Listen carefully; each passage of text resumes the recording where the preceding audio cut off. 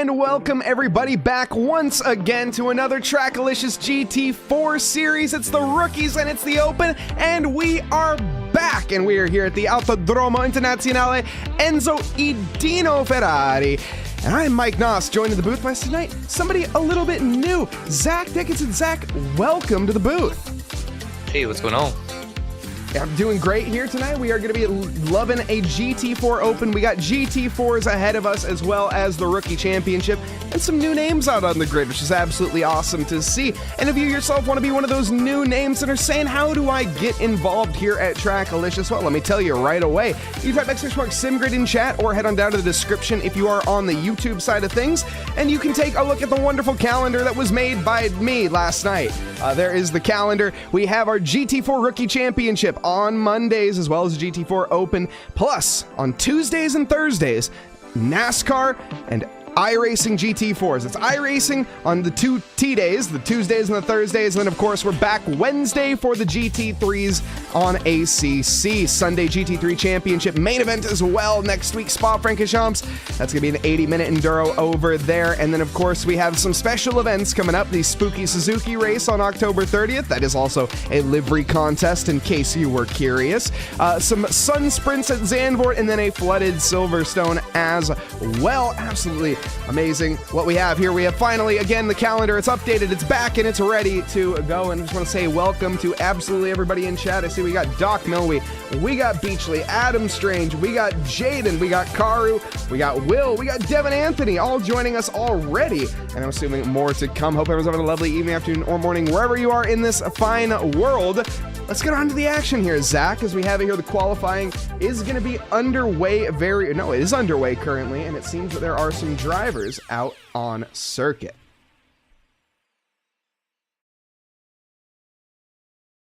As we have there the black screen of anticipation before the action. Pedro Antoni out on track, one of the newer names as well, representing Brazil, currently topping the time charts.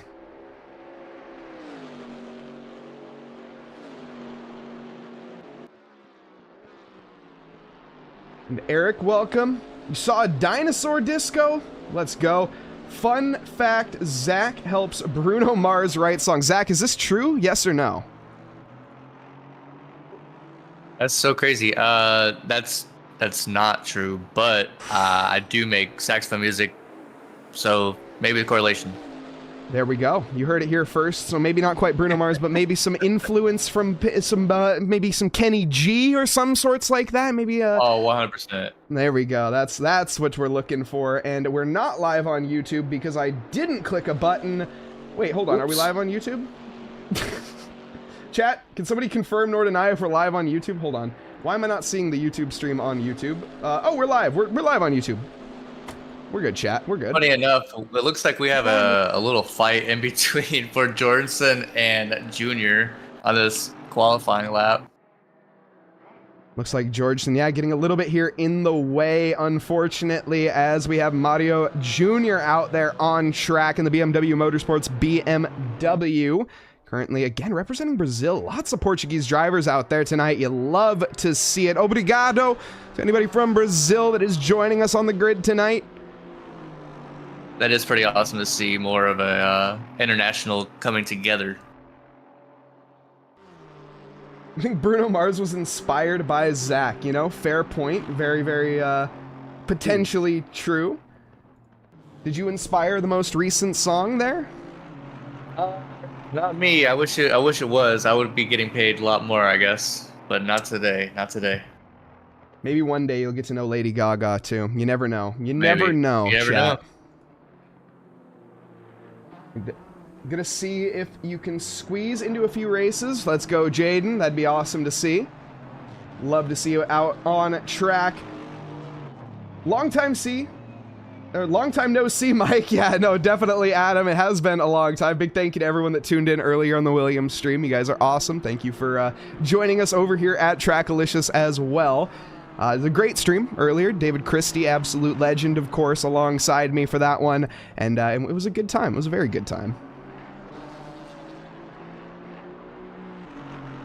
And Will Oro in chat saying that Mario Jr., Aaron, Pedro, and and Ortiz, all your teammates. We have the Brazilian machination out there. What are we gonna call these guys, Zach? I think you just said it yourself. The Max, the Brazilian Max. I love the it. Mac attacks. The Brazilian machination Mac attacks. We can roll with that. Wilson Ortiz in pit lane, currently looking to set a lap. At the moment, though, Omar Perez in the Zacatl Motorsports, topping the time charts, a driver that clearly has been putting the work in. Last season was maybe a mid-pack driver around, I would say it's a pretty fair assessment, but it seems that Omar here, he has gotten everything together, and maybe, just maybe, he watched a Trackalicious track guide. I also forgot to put that on the calendar now that I think about it. My bad. In case you were curious, though, chat, if you are looking to see a track guide for Imola with Amerio Castorino and me, and myself, we did one last week, and of course we have one coming up tomorrow, so definitely one to look forward to. That will be for Spa-Francorchamps. Roofless, welcome as well. Casavano is also Brazilian. He is your friend.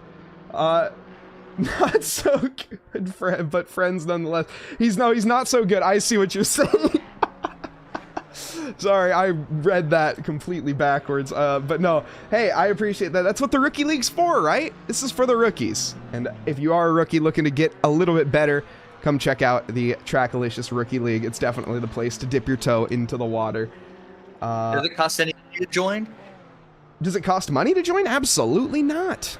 Absolutely. Whoa, it's free? Not. It is 100%. Everything we do here at Trackalicious is 100% free. But we do have, and since you mentioned it, great segue. We do have a Patreon, though, if you were curious, and these are all of the patrons' names. It might be, honestly, I should probably update this. I haven't updated it in a week or two. But these are all of our wonderful, wonderful patrons that do contribute here. Big special thank you to the V12 Exotics and, of course, the V8 Muscles Inline 4, any server donors, any bit supporters, any Twitch subscriptions. You guys make what we do here possible and make us want to keep going and driving. Where has Carson been? He has been at Syracuse University in college. I actually was just talking with him before this broadcast. He's doing great. And do you get anything special if you do the Patreons or no? No, you get a special place in my heart. Oh, that is one thing. You get a very special place in my heart. But beyond that, not right now. Maybe in the future, though. Sweet. The breathtaking Brazilians, the blossoming Brazilian sounds AI generated. I have no idea. I don't know what the first thing you said was, but breathtaking Brazilians. Now that's very presumptuous.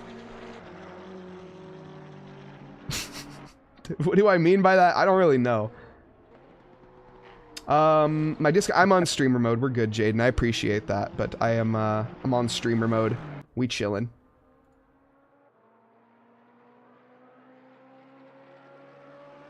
And Disco, can you be a rookie? Anyone can be a rookie if you are a rookie or a seasoned rookie on SimGrid. That is the only qualification that it takes. And a big thank you to Will Oro for the follow. Will Oro 94, thank you so obrigado, I should say. And money is great, Yuki and Adam. I agree. Let's see, though. Zach, who do you got your money on right now? As it stands, Omar Perez, Aaron Silva, top on the time charts. Nobody else really coming into the margins. Dr. Porkchop, about a half second off. Yeah, that's what I was saying. Dr. Porkchop might be in the slip here just because he's a doctor. Confirmed. Just because he is a doctor means that he could surgically place himself in the lead of this race, or at least this qualifying. He's only a half a second behind these two, and maybe Perez and Silva, since they're so close in the gaps, might be getting into a little bit of trouble. You never know. Very well may, but that's going to be the end, though, of Dr. Porkchop's quali. It's a split qualifying session for anybody that is curious, saying why is Dr. Porkchop and Aaron Silva and Omar Perez in the pit lane, as I know a lot of people are.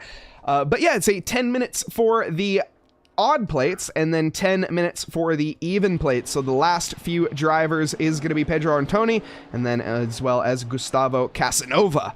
The name choice of the night for sure. Definitely wins that title. Gustavo Casanova.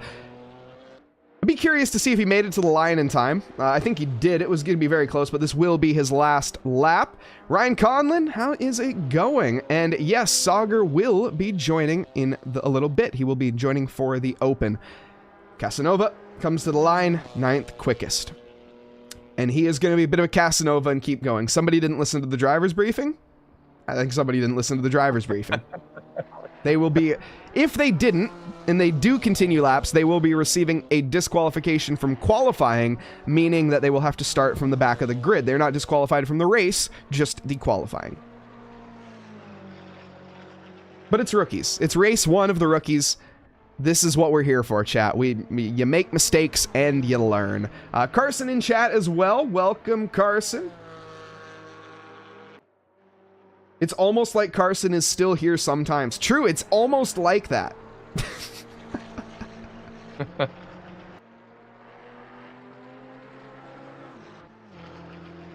I can hear his voice in my headphones. It's very true, honestly. It's almost like I heard his voice in my headphones about an hour ago. But yeah. He's doing great. This is my favorite bit. Talking about Carson. Still hear Carson in the room with us. I hear Carson when I sleep at night in my I mean, what? What? Anyways, Ryan Conlon over on the YouTube side joining us, as well as Sasha Kapulik, I think is how you say that. And I apologize if I mispronounced that. We've been live on YouTube for a while now. Yes, indeed.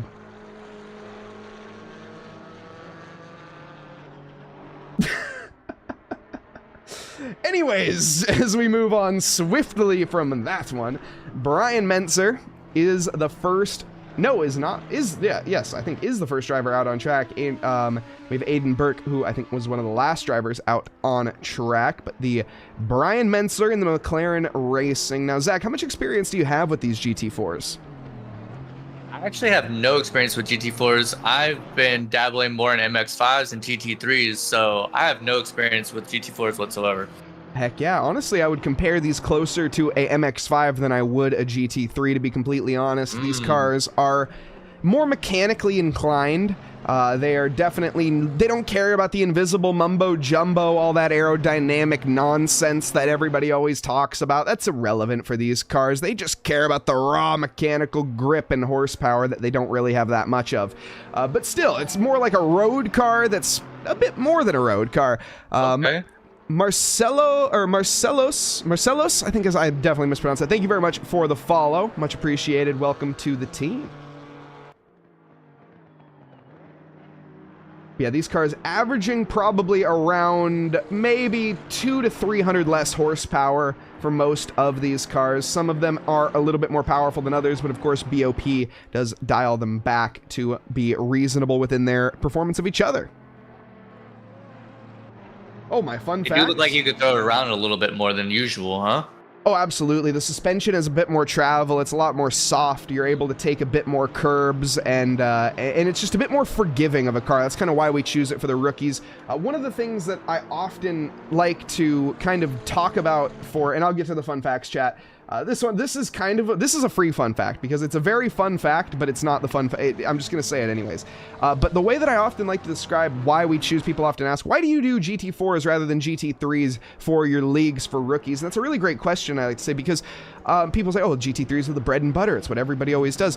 But GT3s are a little bit different in that, like I say, they have that aerodynamic platform to them, which means that you have to be going a certain speed for that aerodynamics to activate. So in order to get the most out of those cars, you actually have to push harder than a lot of people would like to, because slow often isn't fast in a GT3. Fast is sometimes fast in a GT3, and in order to make a corner work, you actually have to go faster through it to gain that aerodynamic push to the ground, to squat yourself down more. You don't have to worry about that with the GT4s. These cars are a lot more simple, they're a lot more forgiving, and a lot more easy to handle in terms of curbs, in terms of getting on the throttle and not having to worry about wheel spin, and also just in general assists, as well as, again, aerodynamics.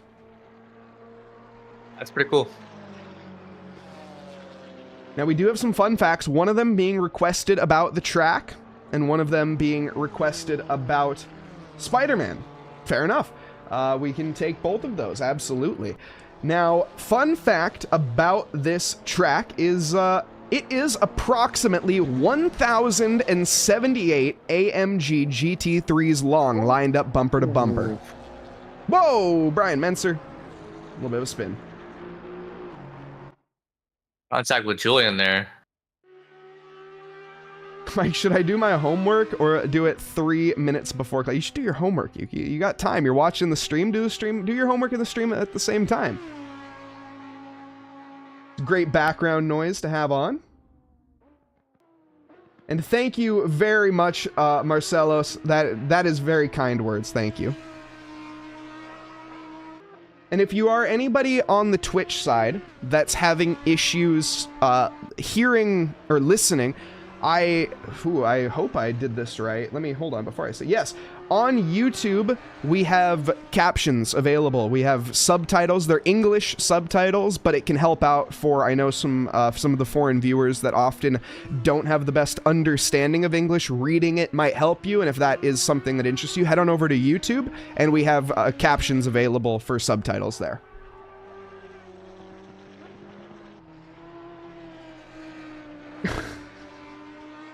Okay, Yuki Sano, I don't know what that is. We got a lot of fun. Okay, we got a lot coming in. Fun fact about Spider-Man. Spider-Man shouldn't be able to exist. Being bit by a radioactive spider would never make you the way that he is. No, that's not that fun of a fact. I don't know. Do you have any fun facts for that one, Zach? Any fun Spider-Man facts? Ooh.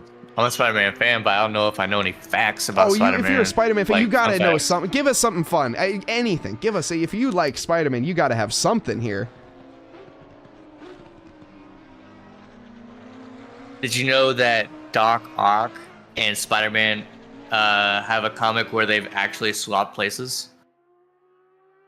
There you go, chat. Like minds, they swap minds. I don't know what that means, but I hope that satisfies your fun fact. That's great. Liver deep dive on the favorite car as well. I don't have any favorite liver. Honestly, you know what? Ryan Eason was the car that we're on right now. It's very colorful. It's very Jurassic Park themed. We mentioned dinosaurs in Twitch chat earlier. Guess what? This is the livery deep dive we're getting. Oh man. And off into the scenery, going off for a little bit of a traverse into the woods is the Jurassic Park car. A bit of a perfect timing, I would say, either way.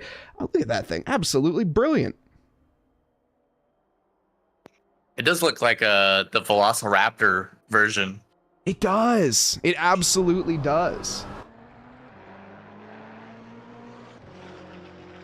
Spider-Man fact number 1, all fiction based. True. I mean, honestly, that was basically my fun fact. Yeah, Spider-Man is not real. That's not that fun of a fact. No biometric users use zoos to describe the story. What the heck? Oh, is it artificial? Wait, what is an artificial island in Japan? Holy smokes. Okay, I didn't even know about it. You have officially gone the fun fact for me at this point, and everybody else in chat. So Obadiah is an artificial island in Japan. What does that mean? What is artificial? Does that mean that it's like the Yas Marina Bay, where it was like not a man-made island? I guess, is that what that means? This race is gonna. It does sound like that's you put sand and you make your own. Is that the thing? Yeah, I think that's what. Yeah, man-made island. Yeah, that's what they're getting at. Yeah, maybe. Apparently, nobody knows is the short answer, but somebody does. Someone knows. Either way, Thomas Storms here. He is going to be trying to best the qualifying. Omar Pettis managed to hold on despite the track rubbering in. He was in the first half. Aaron Silva managing it too. Jaeger Kari with a stunner of a time, a 52.7 up onto the boards. Or 52.6, excuse me. Managing to place himself in P3. Very close margins to Dr. Porkchop as well. Behind them, Alex Hansen not too far. Drew Freiberger in 6th, but Thomas Storms here. He's looking to shake this up and maybe find himself in a bit higher of a position, and I think he can manage that if he is if he's honest for the rest of the lap. He's a 10th up here, just needs to keep everything consistent, and he will find potentially a position or maybe even 2 or 3 here.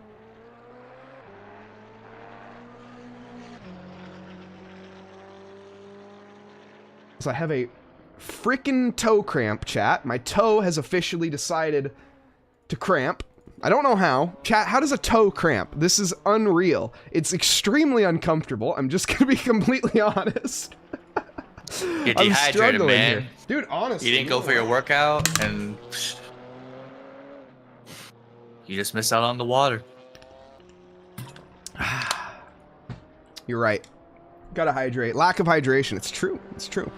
But it does definitely feel... How does a toe cramp? I don't know, but it's very cramped. Storm's really picking up the 3rd place right there. That's awesome. Yes, he did. He did. Oh, man. Okay. Just 2 seconds here. Try to keep my composure. All those toe reps have been doing... Honestly, I didn't go to the gym today and I have no excuse, to be honest. But it's very uncomfortable, and I am... This sucks, chat. This actually freaking sucks. Either way, we got to meet this grid full of drivers that is out there while my toe is, in fact, cramped. I cannot move it. Starting us off, though, up at the top here as we get on into it, the a lap again, a pole sitter. This, I think, a first-time pole sitter, if I have to guess. Omar Perez and the number 25 Zocatl AMG. Lined up next to him is going to be Aaron Silva, the number 57, top in the time charts for Brazil. Thomas Storms behind him, the American driver, with the number 842 McLaren.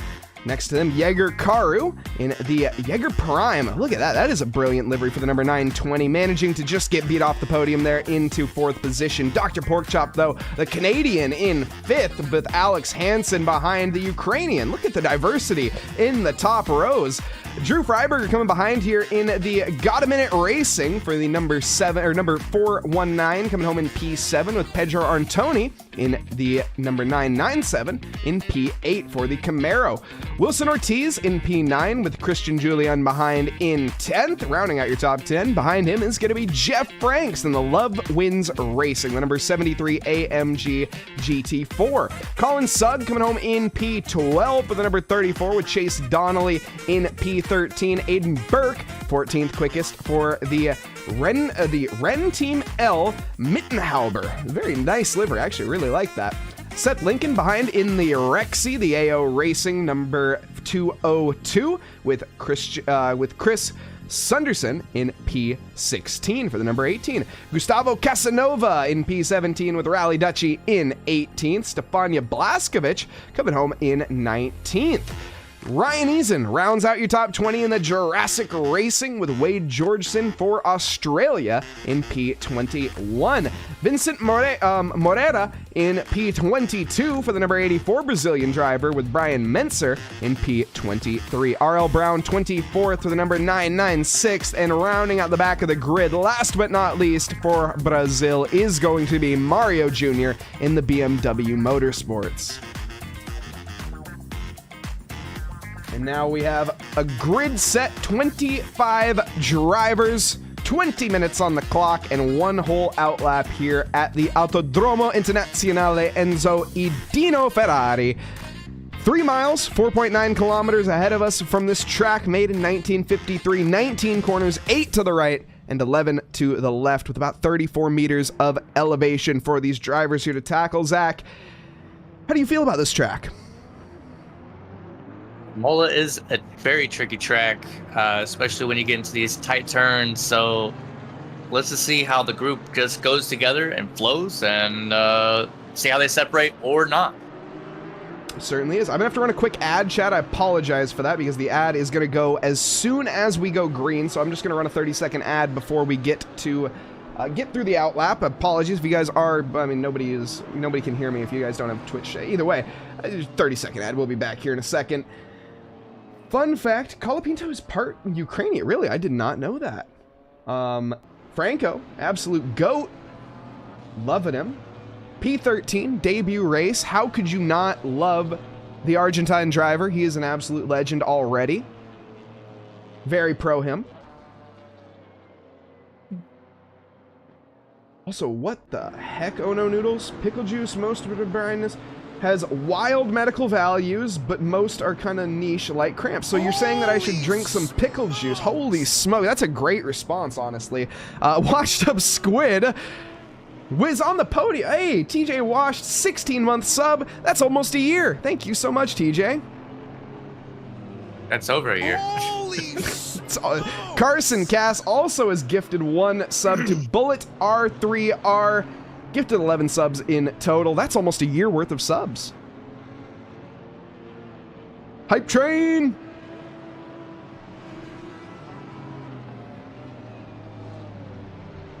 And so for Rally Dutchy knows that Rally Dutchiness knows about that. What the heck? Okay.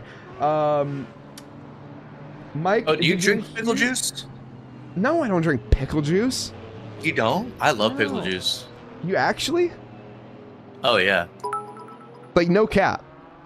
No, none. All right, fair enough. I mean, more power to you, to be completely honest. It's a bit strong for my liking. It's really good. Like, if it's too vinegary, then nah.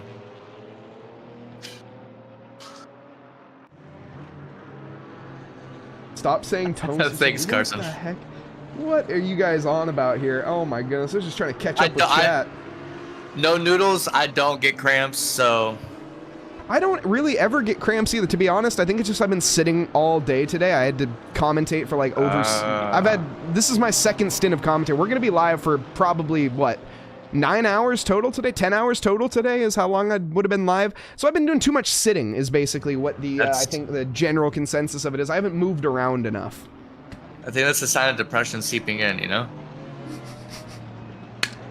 You could say that, or it's a sign of me having to commentate way too many races. Either way, way too many. Either way, we are lined up here 2x2 Noah's Ark formation. All drivers have come around the final corner now. Omar Perez tops the time charts off here and leads us away tonight. Aaron Silva for Brazil coming home in P2. I'm Mike Nause in the booth. Joined with me tonight is Zach Dickinson as we get ready here to approach the line. We'll be going green here with the brief pause. And it's, of course, at the board. I always forget that. It's not quite yet, chat, with a brief pause now. And we go green, green, green, heading on down towards Tamborilo. And it's a pretty solid start for Omar Perez. Aaron Silva behind is going to be trying to contest, but no, Thomas Storms has found the inside line. We're 3 wide behind as well. Dr. Porkchop challenging Alex Hansen. Bit of bumping and banging there between Thomas Storm and Aaron Silva. Aaron gets the worst of that one, but he does manage to hold on. Dr. Porkchop biting at the heels. Behind that is going to be Alex Hansen still, with Drew Freiberger making up ground as they try to go side by side now down into the Villeneuve chicane. A little bit deep there for Jaeger, and he is gonna have to lose not just 1, not just 2, 3, 4 positions, and now a whole pack coming behind. As more bumping and banging continues on there. Oh, washing wide there was the pink AMG, it looked like, just briefly. That's the Audi, excuse me. They're going to contest now down towards Piratella. Up at the front, the story is not quite the same. It's quite a melee down here in the mid-pack.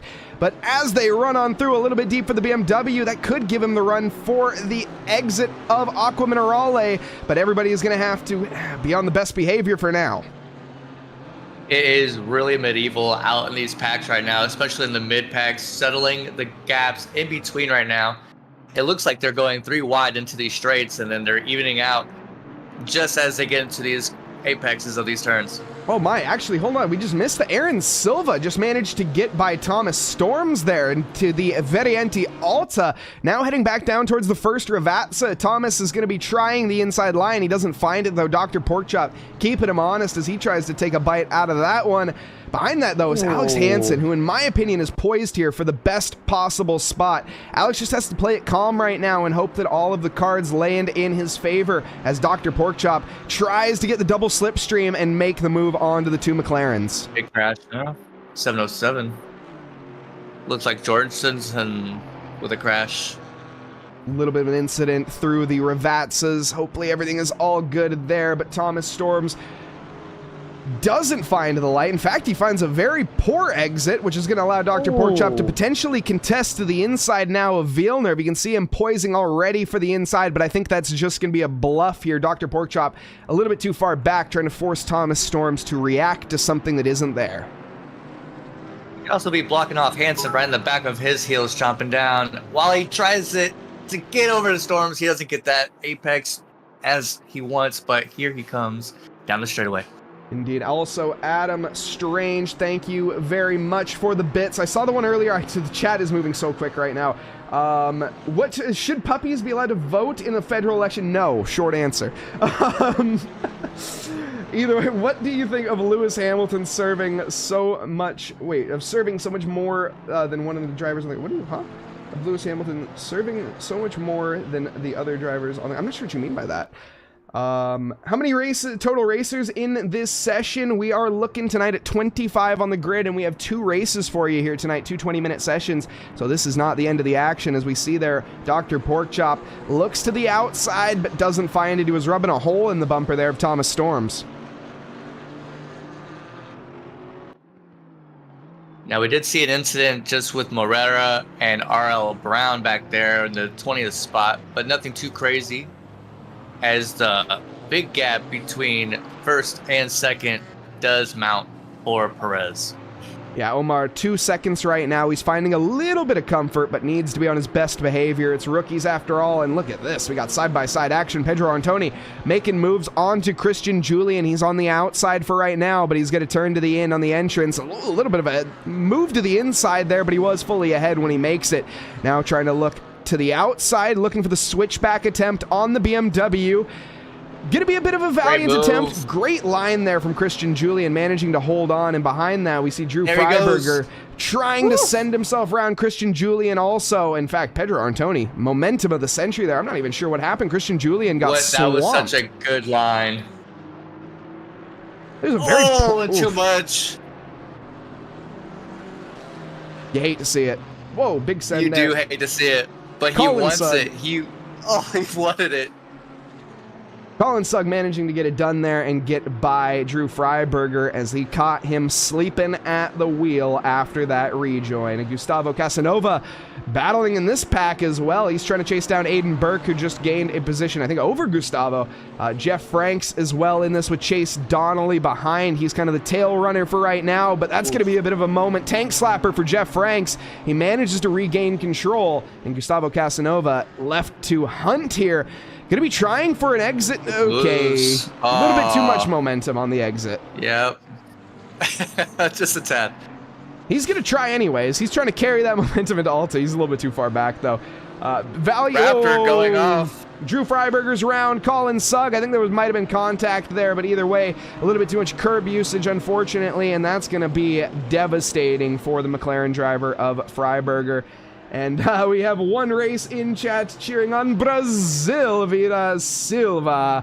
Let's go. Obrigado to all the Brazilians watching. You guys are great. And Aaron Silva, 8/10 off the back of Omar Perez. It's potentially his game. He has been gaining quite rapidly in these last 3 or 4 turns. Perez is slowing down by quite a bit, especially with Aaron Silva getting this gap down and down. As you can see, if he's just using this momentum into this long straightaway, into this very good sweeping turn, Perez might be losing first place. I'm not sure who that was behind, but holy smoke, what the heck is going on? Okay, that was Drew Freiberger getting by, I think, some back markers, but overcooking it as a result. Fair enough. Full onboard lap for Rally Dutchy. Yeah, we can do that. Why not? Rally Dutchy involved, I think, where is Rally? Rally should be pretty far up the grid. Where the heck is Rally? I'm blind? Oh, they're right in front of my eyes. You love to see it. Let's go on board for the rest of the lap here. It's a very long very long lap at Imola, so I don't feel too bad going on board in the middle of here, which I will now pull up. There we go. Heading into Piratella, looking to tilt this one in, trying to get a little bit closer to the curb there. You can definitely use a bit more of the racetrack carry. The speed, again, check out the video with the likes of Amedio Castorino, where we did the track guide between us two. And you can find a couple more tenths here at Imola, especially if you are driving a GT4 car. Rally there, missing that apex just slightly. Looked pretty good, though, through Acqua Minerale. Definitely could mount the curbs a bit more. Now, this is where I'm going to be curious. Could definitely run a bit more wide and could definitely straddle a bit more curb. There's a lot more track here on the line for Rally, and definitely some more tenths that they could find. I'd be interesting to see, especially in the Camaro, you can really explore some of the curbs here, and through Variante Alta, you can push the limits quite hard. It definitely can end up with you spinning, but again, go watch the Medio track guide for more information about that. If you port over to Silva, he is overtaking on first place right now. Dang. I'm bad at my job. Let's go back and watch that. This is the overtake chat. Too. We're heading down the start-finish straight here. This is Aaron Silva for Brazil, making a move on to Omar Perez of Mexico. Outside line, he's taking for the entrance. It's going to turn to the in when it comes to the end of the corner and flick the stamp and send it. Omar Perez pretty much left with no response. And speaking of, Omar Perez has just dropped 2 positions to Thomas Storms and Dr. Porkchops. Seems like there's something wrong here in the head of Omar. I'm not sure what, but hopefully he can dial it back here and get back onto the podium.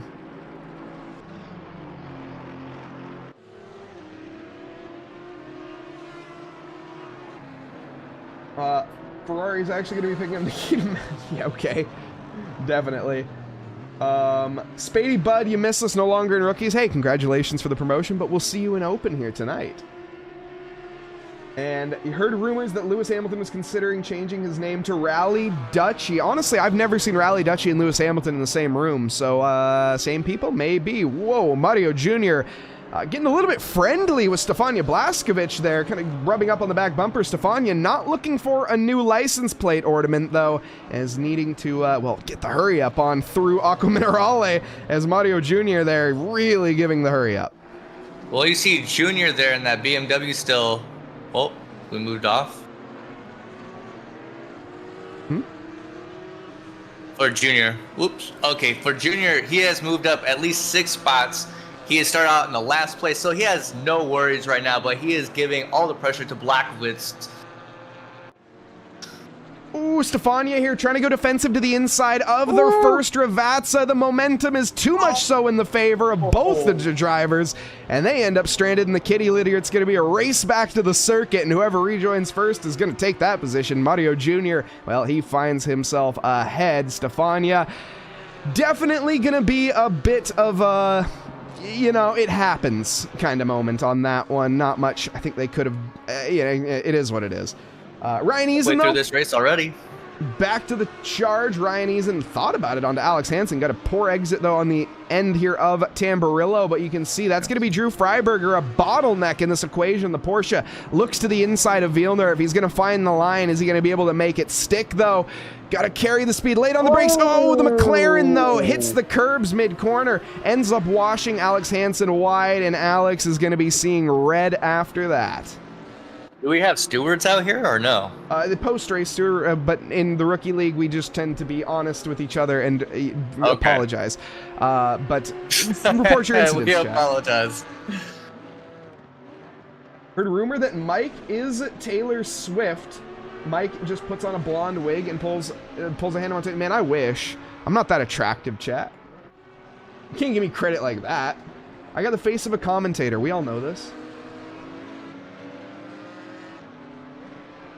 And one race cheering on for Junior. Vamos, Junior. Oh, what has happened, though? Ooh, what happened there? Holy, avoiding action by Seth Lincoln. Great job. Let's go and find out what exactly has happened, but I have a sneaking... Oh, I missed... okay, we're not going to find out. I take that back. Sorry, chat. We're still... I know we're in the replay graphic, but we're still live because I'm good at my job. No one will ever know what happened between these two, unfortunately. But either way, I'm assuming it was a bit too much curb usage or a bit too much throttle for one, and then, oh no, oh, Gustavo Casanova into pit lane. Not sure what's going on there. That track, hold on. No, it's not a drive-through. Not sure what has sent them down the pit lane, but they are heading down pit lane regardless. I just called every commentator ugly. How did I call every commentator ugly? I guess I did, didn't I? A little bit. Arjun Canapina, I guess Arjuna is pretty... Arjun is probably the one exception. Who's another exception? There aren't many exceptions. Chat. You can clip that and send that to David Christie. I don't care. He would say the same thing. It's just an incident. But yeah, I also agree. It's just an incident. But he forgot to refuel. No.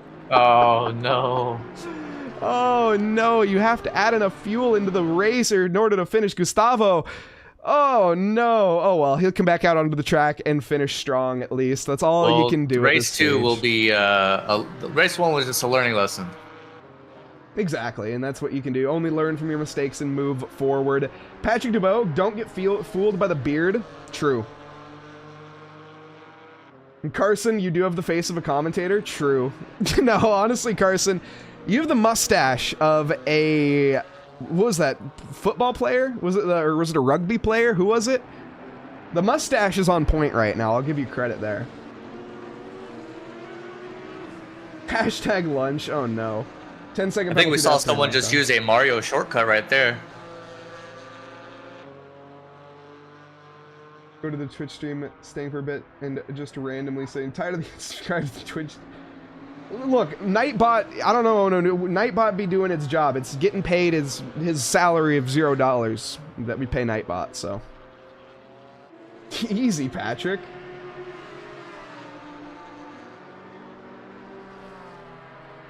Either way, back to the action. Christian Julian chasing down Jaeger Karu. Jaeger has fallen a little bit, down 2 positions from where they started. In terms of movers and shakers here for tonight, our biggest mover is actually Mario Jr., up 8 positions from P25. Last to first challenge. He's trying, but he's got a lot of work to do. Well, there's going to be another one, potentially. I think that was actually Saunderson, though, who is a back marker already.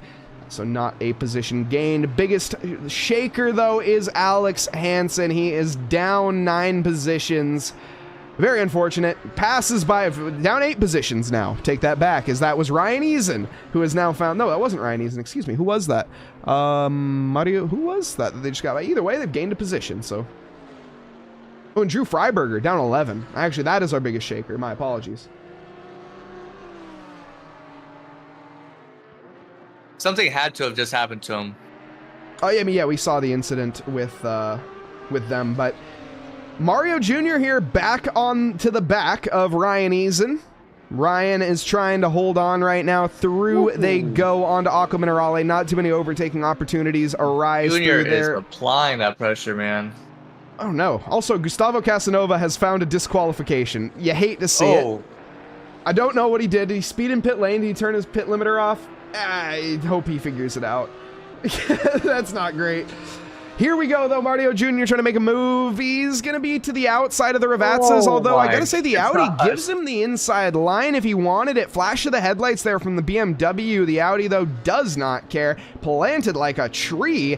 He sticks in it. In fact, almost well planted in the grass, it turns out. He wasn't planted firm enough. He gets blown over by the slightest breeze right there. Mario Jr. up into by P15. both of these cars. Ryan Eason trying to come back, though, immediately down the start-finish straight. He has that slipstream. That's great. The Audi V10 Power looking to make a move. Not going to find it, though. The brakes are very much in the favor there. Mario Jr. Mario absolutely on the ball for that one. But then on the exit, though, look at the Audi V10 Power as he lights himself up out of a cannon there. Let's see if we can go onto that front splitter. Manages to find at least a moment. Doesn't, though, find an opportunity. That's a bit loose, though, for Mario Jr. Now into Tosa. The opportunities are running out, and he is going to be a bit too far back for Piratella.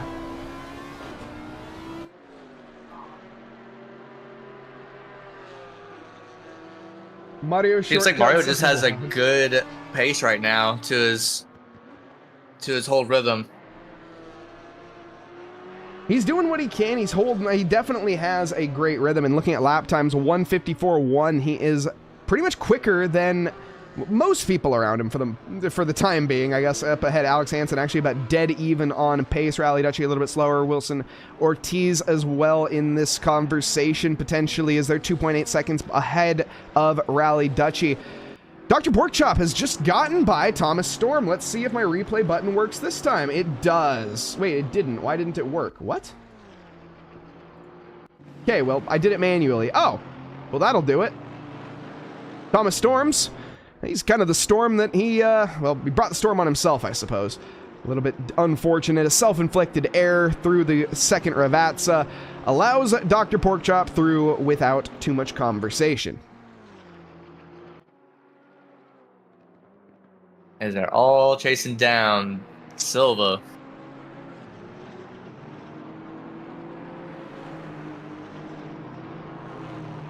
Why the heck isn't that working? I don't know. Anyways, you know, things just don't work sometimes, chat. You gotta love live TV. It is what it is. Yeah. We do what we gotta do live.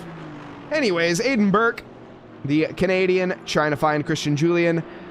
Julian trying to find the back here of Jägerkaru. Jägerkaru with a bit of clean air ahead of him and trying to find the pace needed. I love this livery, by the way, this sort of two-face livery, but not really. I don't even know what you would call this style. I'm sure it has a name, chat. Whoa, I would call that a drift, though. That was a heck of a save that I just caught briefly. But this, like,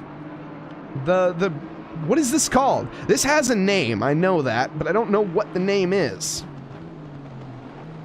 It's an AMG. Don't say that, chat. If you say that, I'm going to be upset. Where is Silva? Silva is currently walking away with the race lead. He is leading this session ahead of Dr. Porkchop 3 seconds for the Limit Road number 57 from Brazil. That's a karma. Thank you, Scott. Thank you, Scott. You know, I asked and I got what I asked for, okay? I can't deny that. Two-tone. Thank you, Trangisi. Yes, two-tone inverted. Yeah, I'd say both of those apply. Two-tone. That's not really, I guess, the thing. But anyway, yeah, two-tone and inverted, I guess. Have you tried turning it off and back on again? Great question, Xanderzone.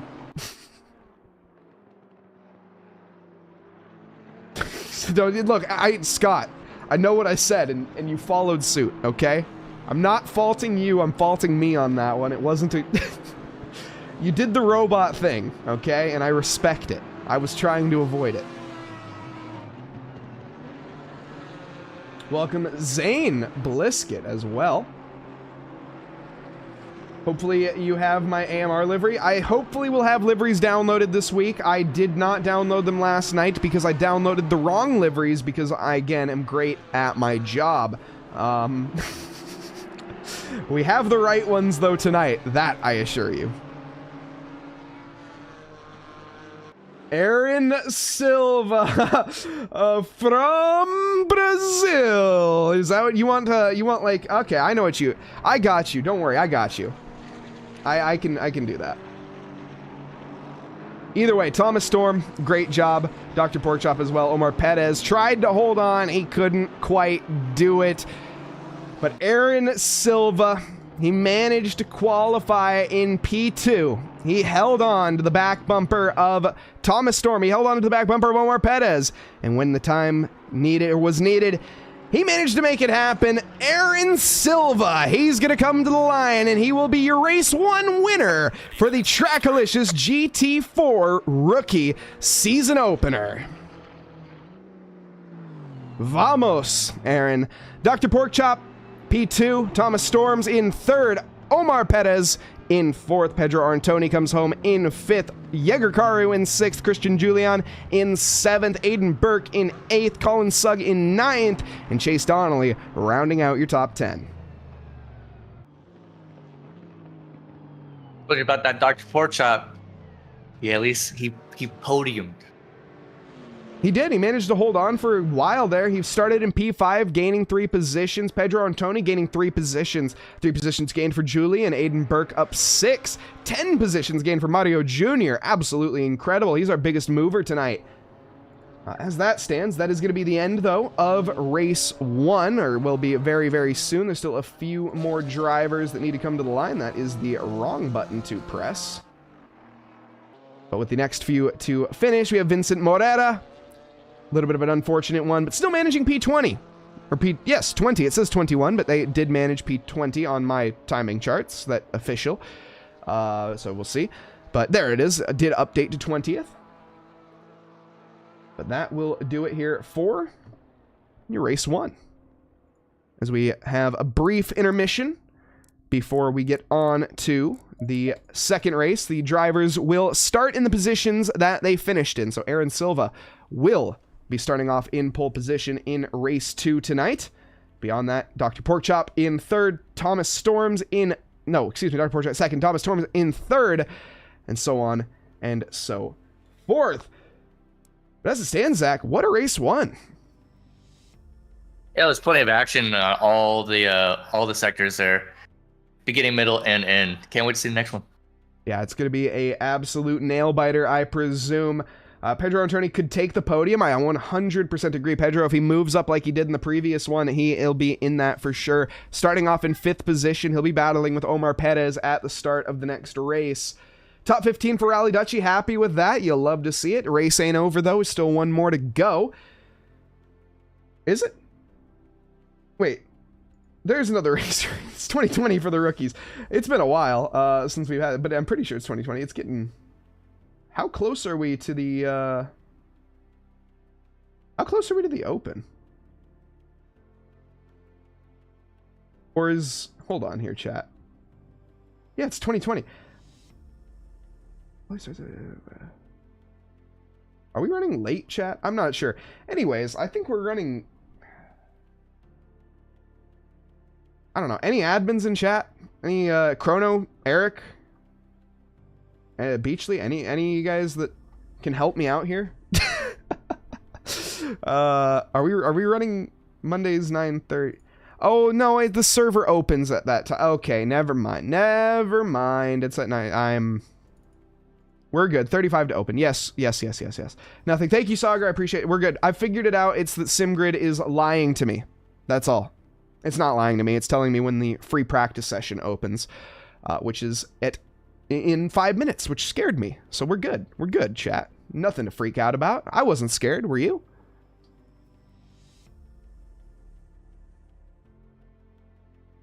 I think chat was pretty scared. Did anyone explain serving to me? Whoa, what do you mean? Well, I would like to semi-correct you here. Oh man, I'm sorry. I've been missing YouTube chat. I'm so bad at YouTube chat. I'm so sorry, YouTube chat. TK lived on an island, which is a major point out of Joe. A brief. Granted, he ran into TK, but so what the heck? I am so lost on that conversation. I'm so sorry. Tyler in chat as well, cheering on Zach in the booth. Let's go. Ooh.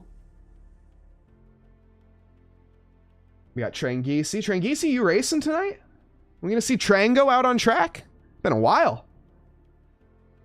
So it's the GT4 Open, right? No, we're gonna go into we have another rookie race. We have another 20-minute session ahead of us for the rookies, and then after that we will be on to the 45-minute race, where Saagar will be joining me and Zach will be exiting, which I totally forgot to explain to you before this, Zach. Sorry about that.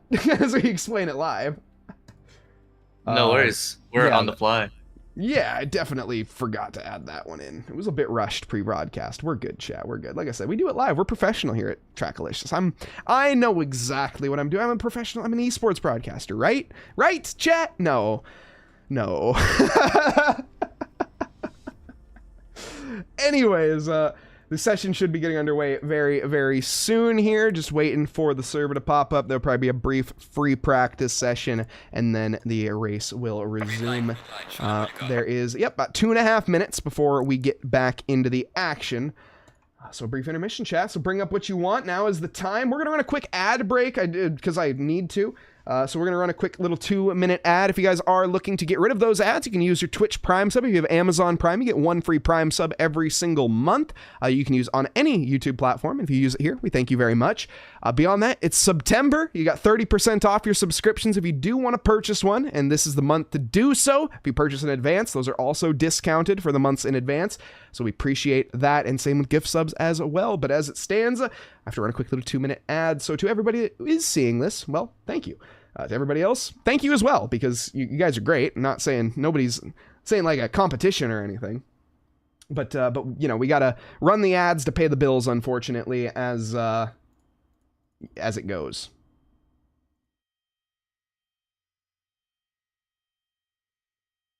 What branded with the branded tie, nonetheless. True chat. What do you guys think of the Trackalicious tie? You guys like it?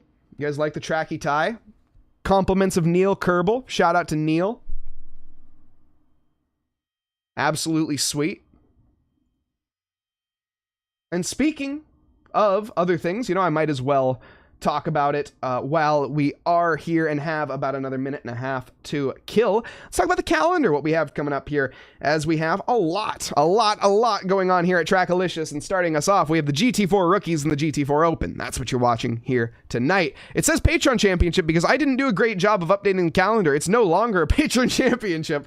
I clearly need to edit that one. Eric is watching the stream as well and laughing at me, and that is fine. We also have iRacing, of course. We have two iRacing championships that we are offering. One of them, the NASCAR Truck Series. We have the Kansas Speedway. Here, hold on, chat. I have an update. Thank you to Dominic Smedra for doing this, because I will update this on the calendar as well. But through the iRacing, we have the GT4 League, which is going to be on Thursdays, and on Tuesdays, as I have stalled enough to the point where I still can't find the channel, because we have, there's the channel. We have the Kansas 140, that'll be coming up. We also have the Red Slippers Showdown 144, Kansas 144 by Trackalicious, and then we have the Great Plains 144 as well to finish off the championship. So compliments to Blue Dominic Smedra for those names. No comment. I agree, Eric. I agree. And of course, a big thank you to all of our Patrons, which I need an updated list for, Eric. And we have special thanks to all of our V12 Exotics. Thank you to all of our V8 Muscles, Inline 4 donors, Twitch subscribers, Twitch donors, just viewers in general, if you are on the YouTube side of things as well. Thank you guys so much for your continued support here at Trackalicious, as I am choking over my own words, and I think I've stalled enough. I think, Zach, we are going to be getting ready here, and holy smokes indeed, Beach GT is on the podium. I missed a sub earlier. Who was this? Oh my goodness, there's so much stuff happening. Thank you so much. Beach GT, Prime sub, 24 months. That's almost a year. My goodness. Thank you so much, Beachly. Either way, let's see. I need to find out who that sub was earlier. I'm working on that. I think I can do this. 24, that's almost a month. That's true. It is almost a month. Now on the activity, Beach GT with the sub. Thank you for that. And then of course, the one that I missed was... I missed one. Where the heck was it? Will Auto? No, I got the Will Auto one. Maybe I didn't miss it. If I missed your sub, I apologize. I thought I missed one, but I guess I didn't. But thank you guys so much. I think I got them all. I think I'm clear. Looks like I did. Either way, Tringeese, I think your math is off, actually. But either way, let's get on down to the action. It's going to be a black screen of anticipation before we get down to the meat and potatoes that is the grid rundown. Now, as I finagle with a bunch of other things, he unsubbed because you missed it. Oh no, I don't think I missed anyone. I think I hit. I'm pretty sure I've gotten them all. Again, if I did, I apologize, but I don't think so. Now, we got 25 drivers on the grid. Let's get in here. Let's meet all of them. Starting us off at the top, it is going to be, for Brazil, Aaron Silva in the Limit Road number 57 McLaren GT4. Dr. Porkchop managing to come home in second for Canada, the number 71, with the American of Thomas Storm behind, and the Mexican of Omar Perez in P4. 4 different countries in the top 4. Amazing. You love to see that. Pedro Antoni behind him in P5 with Yeager Karu in 6th. We have Christian Julian in P7 for the number 12 Sunco BMW. Aiden Burke in P8 for the number 22 Audi, with Colin Sugg company for him in 9th in the Slug Racing Porsche. Chase Donnelly in P10 here, rounding out your top 10 with Jeff Franks behind in P11. Wilson Ortiz in P12, one of the favorites out there tonight, the number 58 McLaren, the other Limit Road car on track. There's quite a few of those. Rally Dutchy coming home, though, in 13th for the Street Animals with Alex Hansen company in P14 for the 390 Porsche. Mario Jr. in 15th with Stefania Blaskovic in 16th position for the number 53 Porsche. Again, lots of Porsches on the grid. You love to see it. BMW, McLaren on the grid here for Drew Freiberger, 17th quickest in the previous race with Seth Lincoln Company for him in P18. RL Brown, 19th in the street art racing. Vincent Morera coming home in 20th for the number 84 and rounding out our top 20 with Brian Menser Company for him in 21st. Ryan Eason, is it the reason or not? 22 or P22 is what he is to deal with for the number 2. Wade Georgeson, he's coming home in 23rd for the 707, the Australian from down under. Well, he's going to have to try to make his way up to the top. Chris Sunderson in P24 for the number 18 with Gustavo Casanova, an unfortunate disqualification in the previous race after not fueling the car up enough and then presumably speeding in pit lane. Gutting one. Look at it, only up from here. It's only up for Gustavo from here. He's starting in the back of the grid, and he has a long ways to go. The number 21 in P25, Gustavo Casanova.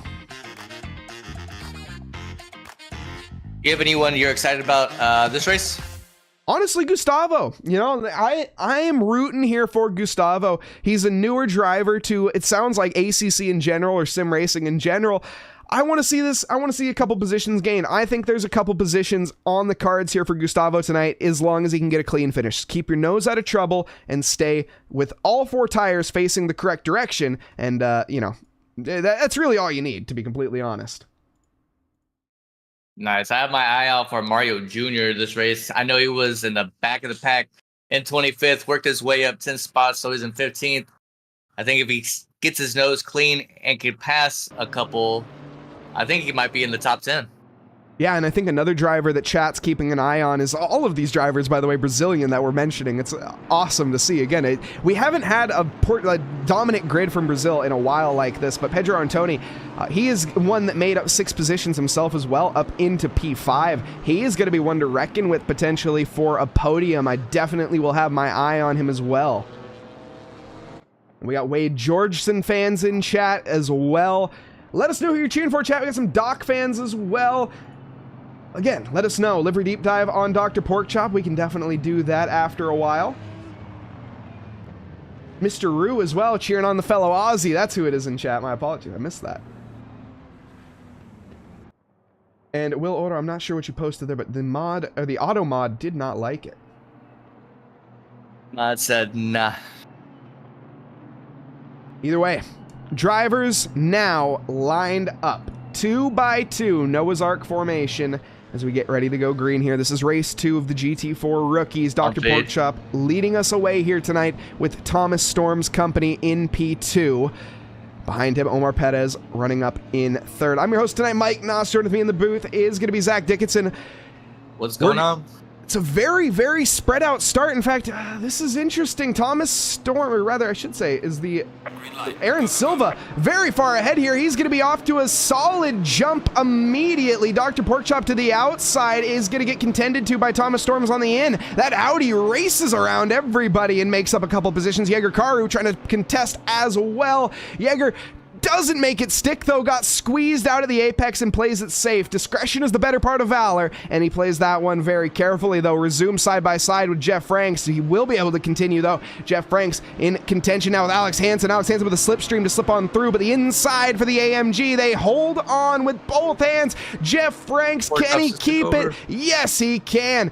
Dr. Porkchops has made the overtake as well onto Aaron Silva. Early on here, is Aaron cracking under the pressure? We'll soon find out. He made this overtake happen in the previous race. He's got 20 minutes to make it work again. Aiden Burke, though, looks to the inside of Piratella, but doesn't find any daylight, and everybody else behind really does have to limit themselves and go nip and tuck. Wilson Ortiz, though, story might not be the same. As Wilson there tucks out. Oh, he finds a good weakness, though, as Alex Hansen goes deep. Potentially was a track limits warning as well. You got to be so cautious with that, as we're going to be approaching, I think, the scene of a crime here soon. Seth Lincoln, or rather, excuse me, behind, does have a bit of an off, but Mario Jr. now under threat from Ryan Ease, and this is for P14. Mario holds on into Variante Alta for now. Also, Stefania Blaskovic feeling the pressure from RL Brown behind, but the Porsche not going to crack either. All in all, Aaron Silva keeping the gap honest for right now at the top. Behind that, Pedro Antonio. Oh no, as Omar Perez has an incident. I'm not sure if there was contact or what. Let's find out. As it went back to the start. Oh, goodness. Okay, chat, I apologize. I had my replay settings set wrong. It works, in case you guys were curious, though. The replay works now. I'm great at my job. Technical difficulties are rife tonight, and as we rejoin here, we're back live. Aaron Silva blows by Dr. Porkchop. Has the inside line. Dr. Porkchop not giving it up without a fight. He goes late onto the brakes, and he managed to make it stick. Ooh, Thomas Storms there. He finds himself kicking up some dust, which causes a bit of a stir for Aiden Burke. Aiden gets caught up there looking and finds himself in the gravel, which allows Thomas Storms back through and Christian Julian through with ease. And now Pedro Antoni, one of the drivers that I think was our favorite, he's managed to find himself up on the podium. Ooh, and a big mistake there from Thomas Storms. That's going to allow Christian Julian the run here, and Aiden Burke is going to try to follow suit, glued to the bumper. Not going to give the room into Piratella whatsoever. In fact, he's going to send it to the inside of the BMW. A bold move, but he makes it stick. How? I have no idea. The way they went 3 wide into that corner was insane. Ooh, and a hip check there from Jaeger Karu onto Chase Donnelly. Sends him off into the shadow realm there momentarily. I'm not sure whose fault that was or if there was fault to be placed, but regardless, the results are the same. Chase Donnelly, he's going to be a bit upset. Wow, nip and tuck all the way through there. Jeff Franks looking for anything onto Jaeger. Doesn't find the light of day, though. At least just yet. Still plenty of opportunities, though, still to arise as we have a new follower. Thank you very much to Sanosuki. Thank you very much for the follow. Welcome to the team. Jeff Franks here. He is looking to get by in a hurry. That is the wrong button. So we go fully on the front splitter. You can see double slipstream effect here for Jeff Franks. The slipstream is accumulative, though. He now loses that to Jaeger Karu, but still has it from Julian. And Julian is under threat from Jaeger, but Jaeger without a slipstream doesn't find really any moves that are on the cards just yet. In fact, it's all sorts of out of shape, and maybe will allow Will Ortiz through. Doesn't, though. Manages to keep it under control. And we've had another lead swap. Dr. Porkchop is back by Aaron Silva. This is going to be a battle of mistakes, it seems, up at the front. What you're going to see is our Tony is going to be climbing up just because they're battling it so much. They're not able to get their lines just right. So our Tony does have a little bit of a window, but he needs to get his pace up quick. Yeah, he certainly, I mean, he's holding on. His pace is very solid, to be honest. He can kind of hold this off for the next 15 minutes. He doesn't need to make a move just yet. He's going to be biding his time, saving his tires, which isn't going to play too much of a role. It's only a 20-minute sprint, so tire wear, give or take. Not going to be too much of a threat here. Dr. Porkchop in chat, though, saying that earlier, before this race, in the YouTube chat, saying that these races are making him sweat. He's going to need a new pair of pants. Well, he might need a new pair of underpants after this one, because my goodness, he is feeling the pressure. And this is going to be a bit of a dicey one. And Adriana, is it? Hold on. Adrena Luke. Okay, Adrena Luke, I think that's how you say that. Tried race room after the update and blew away how impressive it is. Chat, does anyone else have any experience with a new race room update? I haven't personally tried that one out just yet. Also, Suki in chat cheering on Aaron. Let's go. William Ortiz did just have a accident and pushes himself all the way back down to 17th. Brutal for the Brazilian. The Limit Road team looking strong, but not for all members. Will Ortiz here in the doldrums at the time. I mean, P17, nothing to shake a stick at, to be completely honest, but regardless, he would like to find himself a bit higher up. One driver, though, that I am not seeing anymore. Wait, hold on.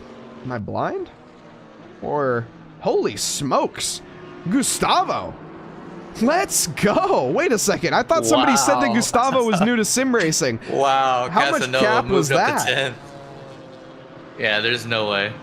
Oh, and Adrian Burke is faced the wrong way. rejoins in a very dicey manner, but keeps himself out of trouble. Let's go back and see what happened here. This looks like an unforced error, completely self-inflicted through Tosa, goes deep. We don't really see it. We do there briefly on the exit, but just trying to carry a little too much momentum in, and he does spin round. And great job. That was Gustavo actually right there getting by. Gustavo Casanova now battling with Aiden Burke. Aiden now to the outside, heading down towards Alta. This could be on potentially for the Audi driver. He's going to check to the inside, but no, he gives that one up early, not wanting to put a little bit too much risk on. He's on a little bit weared tires. Got to keep that in mind. He just kicked up some gravel. He's not going to have the most optimum rubber right now compared to the drivers around him.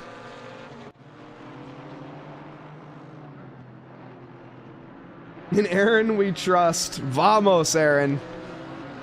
Oh, Jeff Franks, side by side right now.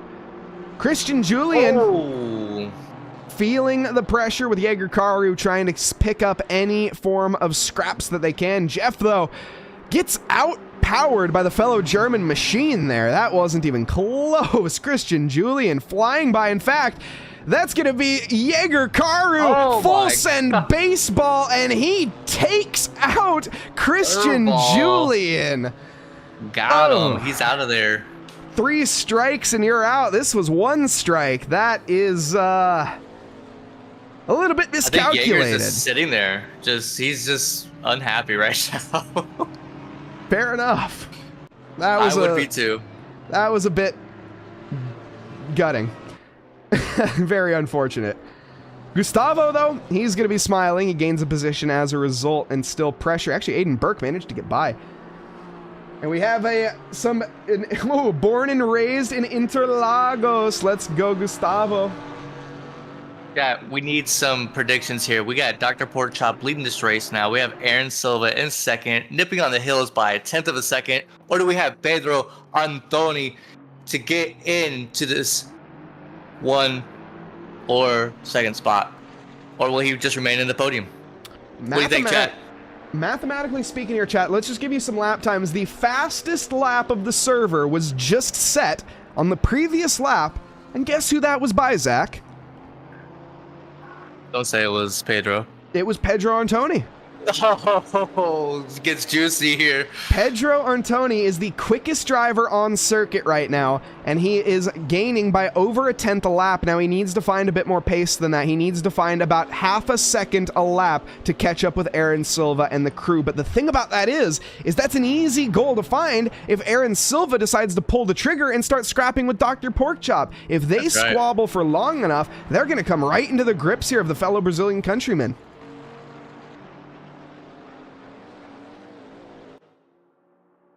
I know this fight, even though it looks boring, it is so fierce. All they are just looking for is just 1 slip up right now. Any slip up, and they're done for. And they have a great lead on the rest of the whole pack. What is a bee-nado?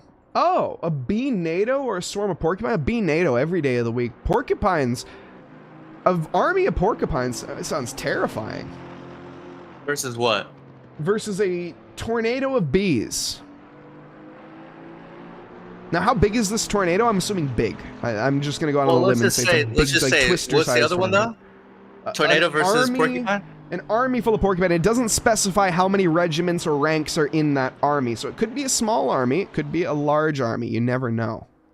I would rather face that. You'd rather face an army of porcupines? Bees, yeah, look, it's double bees trouble can with fly. The tornado. Yeah. That's true. So they the bite aftermath and after sting. the tornado is done, yeah. After the tornado is done, now you're done. And bees are venomous. If you get stung enough, you will just die. So I guess if you get stung enough by porcupines... U.S. Army size? Oh. Oh, shoot. A bee-nado. I mean, I guess like we're talking... I mean, that's a tough one. Bro, I'm hooked on this rookie competition. I hope you're hooked on the commentary because we've officially derailed. We'll be back on the rails, I assure you. This train comes off the rails every now and then. It happens. But we will be back on the next station, I promise. That next 5 station seconds though. Pedro has lost the grip. Oh. What has happened here? Okay, let's dissect this. So this is Colin Sugg that we're looking at right now. Behind him is Gustavo. Gustavo gets by this. So let's see what happens. Gustavo. Gustavo. Man. Oh, more damage to injury. Bodily harm. Oh, no. What has happened at the front? Aaron Silva and Dr. Porkchop have come together as soon as we turn off, of course. Let's catch this replay. Porkchop is freaking out right now. Okay, we're coming now down to Villeneuve chicane. This is going to be Aaron Silva behind, looking to the inside of Villeneuve. Dr. Porkchop closes that gap rather aggressively. Yeah, he did. Was Aaron entitled to that space? That will be the question that the stewards have to ask themselves, and through review, they will be able to find that. From our camera angle right there, that was not a suitable camera angle to say if Aaron was... Like I don't know if Aaron was full enough alongside. Like I said, I don't... Oh, that's Alex Hansen, who was just caught up in that as well. I don't think Aaron was full enough. We'll see. Again, we will see. It'll be down to if his front wheel was alongside the mirror at turn-in, I think, is the official rule. I'm pretty sure. Don't quote me on that. I don't think it was. I don't think it was either, but like I said, we'll see. I can't put the blame on either driver. Yeah, we're not the stewards, but that's just the way it looked. And the Brazilians are losing their mind in Portuguese. I can't translate that. I don't think I would want to.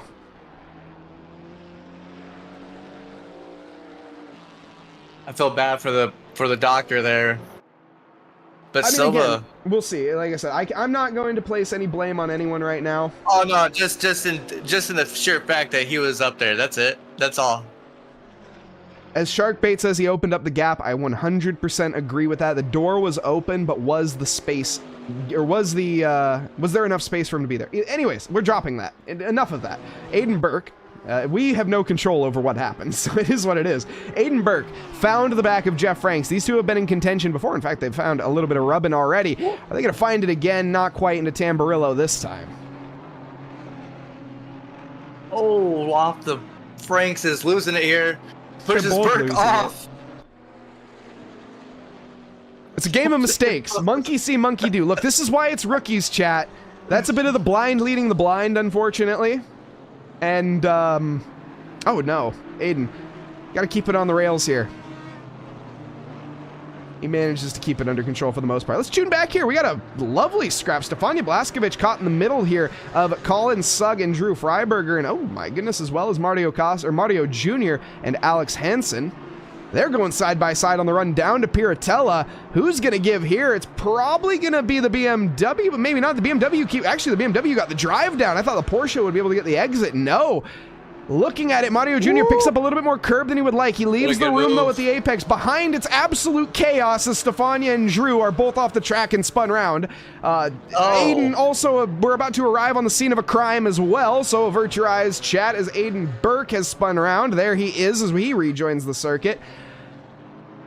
It's all popping off with 5 minutes left to go, Zach. It is popping off right now. Junior has made it into the top 10. In fact, he's made it into the top 9, taking that spot away from Hansen. Going into these sharp turns, it looks like Junior is taking away this gap and making his way to chase Donnelly.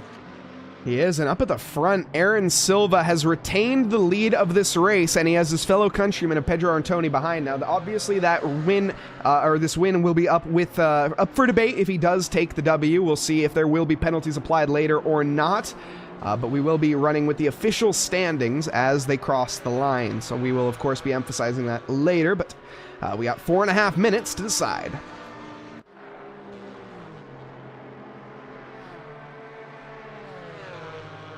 And Mario, the Bimmer guy, he is a BMW in human form. I love that. Ooh, Stefania, no! Oh. And Aiden getting involved. No! Oh, no! Oh, Stefania. What a good rejoin.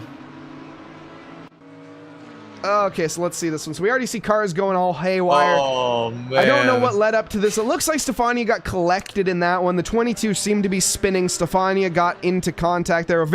Honestly, basically, Albon and Bottas moment is pretty much what that was a reenactment of, I would say. But the rejoin was not. And yeah, definitely looking to have a little bit more discretion on the next rejoin. Unfortunately, that will Yeah. Yeah. Look left and right before you go on, you know? Yeah. Oh. Burke. Oh my gosh. This looks like Demolition Derby. It's definitely, again, this is rookies, chat. If this is something that interests you, ! SimGrid, join this league because, my goodness, this is so much fun. This is, of course, race 1. These drivers are getting used to each other. Lots of new names on circuit and a lot of people they haven't raced with before. So discretion tends to be the better part of valor, in my opinion, but some of these drivers are lacking in discretion, and I'm okay with that, to be honest, because boy, does it make it entertaining. Sure does. Burke is having a tough time just driving this vehicle all over the place right now. I'm sure his springs are all messed up. Yeah, it's been a couple incidents, unfortunately, for the Canadian in the Audi. Oh man. He's chasing Ryan Eason in the fellow Audi, who didn't have the greatest previous race. He's struggling just to make a turn. All right, we're going on. This, though, Chase Donnelly, a bit of a mistake there as Mario Jr. manages to hold the position, but Mario goes deep on the next part. Not going to give the position to Chase. Chase was caught up in a collision earlier that ended up dropping him some positions. We did see that. Now, overall, though, just looking at positions gained, Chase Donnelly, he's actually up 1 overall, but our biggest gainer, of course, is the man that I mentioned earlier, Gustavo Casanova. And that was nice. Very nice. Alex Hansen regains. Oh, Dr. Porkchop is round again. Oh no, and he is down in 7th now. Oh my, and he's going to be caught up here in a bit of a sandwich. 3 wide into Piratella. 3 certainly doesn't go into 1. That's going to be Alex Hansen. Oh my goodness, and the BMW drives like a BMW. Wow. That was... Oh. Man, Donnelly's out now. Yeah. Yeah. You know.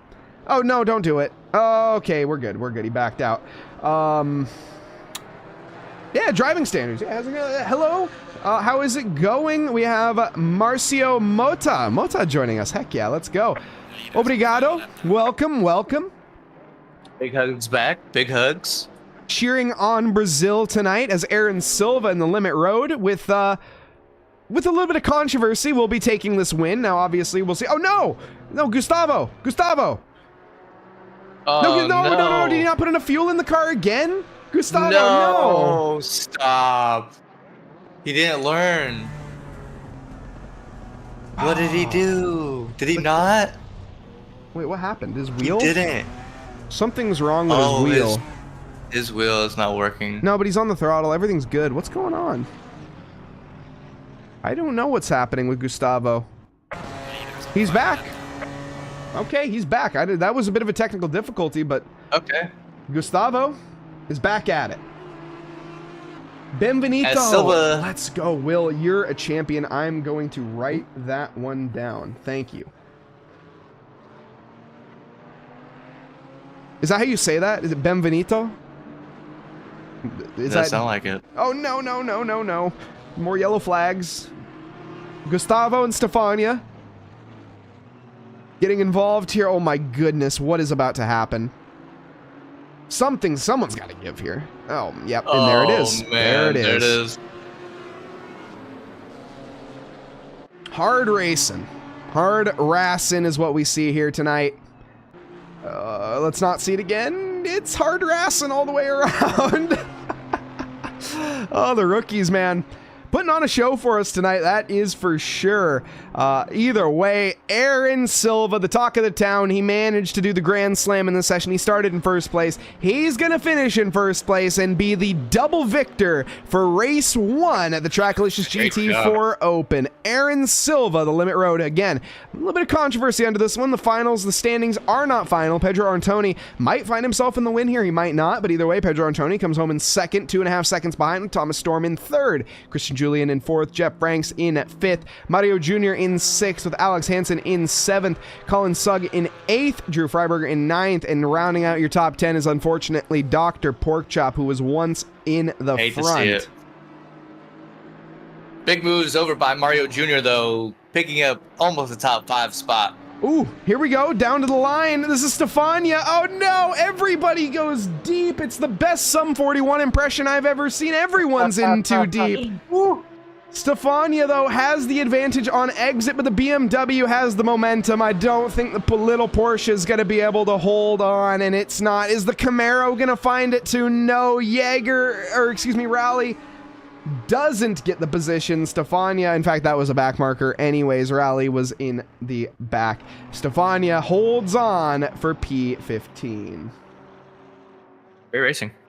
Absolutely. Wilson Ortiz down in 19th. But the talk of the town, again, Aaron Silva and the incident, obviously, that was heard around the world. But we will see. We will see what the stewards decide on, if there are stewards in this one. Again, I'm not fully sure how we do it at this point. Rooting for Gustavo almost feels like rooting for the Iron Dames at Interlagos and Wekla this year. At least he finished, though, didn't they? They ended up DNFing, though, didn't they? So that's all the Portuguese you know now. Heck yeah. Benvenuto to all of the Brazilians joining us out there on YouTube and Twitch chat. Okay, but honestly, best chicken finger dipping sauce? Ooh, Zach, what's your take on that? Man, I'm not the... Okay, I got it. Lemon pepper with I forget what I get. Lemon pepper it's not dipping sauce. Damn. Ranch. Just go homemade ranch. See, I agree with you on ranch, okay? But so ranch is the I would say 80% of the time, it's the go-to. 80% of the time I'm getting ranch because there's not like bad ranch out there, right? You've never had like ranch that you don't like. It's ranch, Kraft ranch is the worst ranch ever. Fair enough. I'll take your word. There's other ranch brands available. But either way, when it comes down to it, barbecue ranch is probably my all-time favorite if it's available. The thing is it's a rarity. There are barely any places that actually have it, but barbecue ranch is amazing. There's a bad ranch. Look, I believe you that there's bad ranch brands, but either way, when it comes down to it, ranch is ranch, and, it is what it is. We have a follow from PF Gamers Noob. Thank you very much for the follow. I think I said that right. I caught it at the very last second. Cannot trust me anymore, Mike. I've been known for my unpopular opinions here on Trackalicious, and I guess this is one of them, apparently. It's not like tartar sauce. Like tartar sauce, I feel like is one of those ones where you can have a bad tartar. Like 50% of the time it's bad. 50%. Oh, absolutely. Tartar sauce in particular. I'm very particular about my tartar sauce. Oh, 100%. If it has too much dill, it's out of here, man. You got to get... That's why, like, you say you like pickle juice, so you might actually like the more dilly sort of tartar sauce, but I don't like the dilly tartar sauces when it's overly dilly. I like a little bit, but the dill, it can kill it. You can ruin it with dill, and you can make a dish and ruin a dish with it. Well, I guess with pickle. So I just had, like, the worst pickles in the world, though. Like, they were just too vinegary, and they ruined the whole sandwich. Well, it's like why I don't like ketchup, Oh, yeah? I don't like ketchup because it's too vinegary. Okay, fair enough. Like ketchup is a very mid-tier dipping sauce, in my opinion. Oh yeah, definitely, 100%. Now that's probably going to be... Do we have an interview? Great. You know what? You're right. We do have interviews. Let's get on to that. Thank you for reminding me, as I was just here to talk about that. But Thomas Storm, Pedro Antoni, and Aaron Silva are the three drivers that we have the opportunity to hear from. We see Pedro Antoni up in there. Now I'm assuming is Altered Hybrid. Well, we're gonna find out. Let's start off with Altered Hybrid. How's it go? Is this Aaron or is this Thomas? Aaron. Dominant drive out there tonight, Aaron Silva. First off, congratulations on your back-to-back wins. That was an amazing result. But the second race, it wasn't so easy, was it? Oh, thank you. Yeah, it wasn't. I am a bit surprised, actually. I didn't have time this week to train enough, so I'm surprised with the result. But, I had the pace, thankfully. So, Porkchop was playing hard, but in the end, having the pace was the most important thing. Yeah, absolutely. And that you managed to show with pretty much utter dominance, I want to say. All in all, race 1, I mean, you were pretty much, I don't want to say uncontested, but more or less towards the end, absolutely. But you say you didn't put much practice in, so Imola must be one of your stronger tracks. How do you feel about next week, Spa, then, when we head over to there? I am very excited. I love Spa. It's one of my favorite tracks. But this week I will have enough time to train, way more than I did this week. So I'm very excited, actually.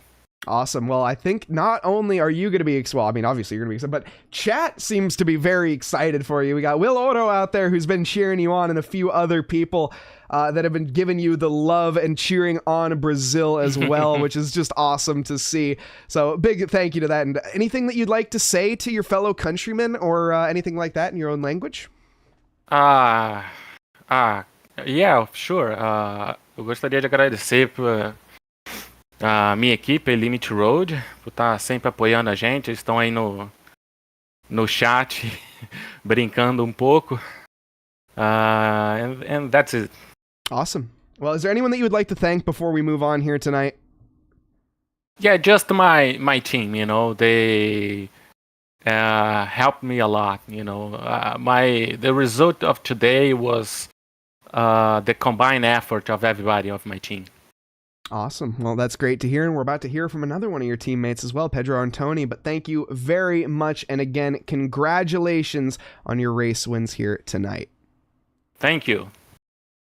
Next up, we have Pedro Antoni. Pedro, you got a copy.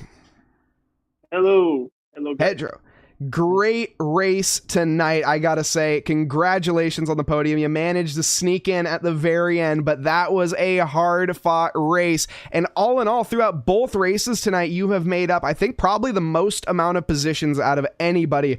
You got the driver of the day in my eyes. How does that feel?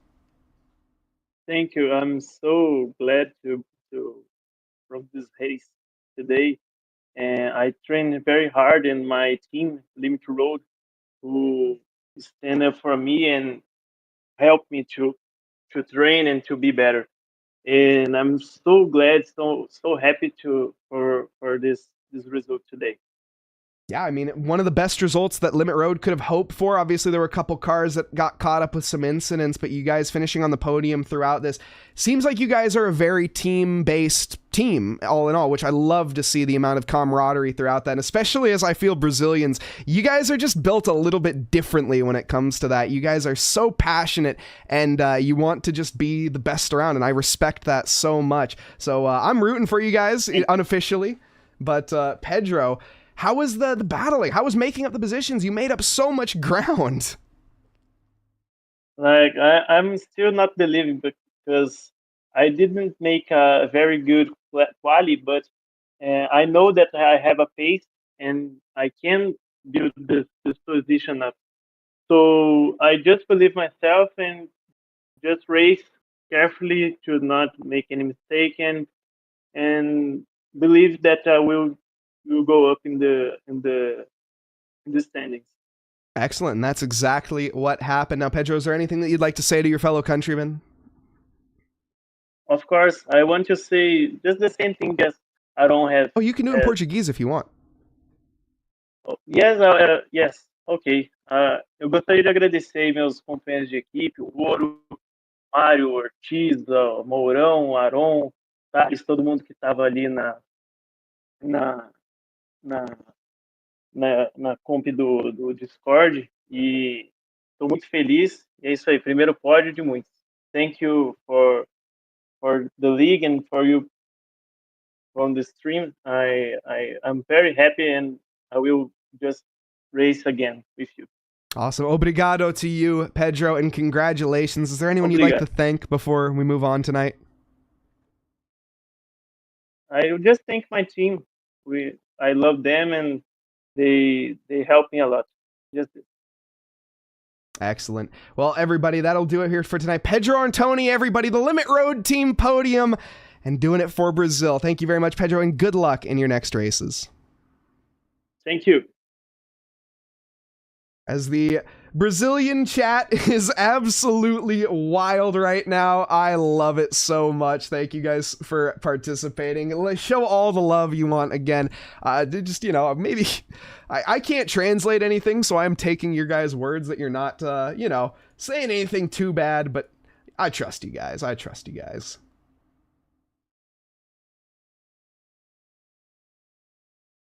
Now, as it stands, I think, Zach, qualifying session's getting underway here very, very soon, and I think we're going to be ready to pop down to the action here in a brief little time. Let's get everything finalized here. And if I click the right buttons, that might help as well. What the heck is going on? There we go.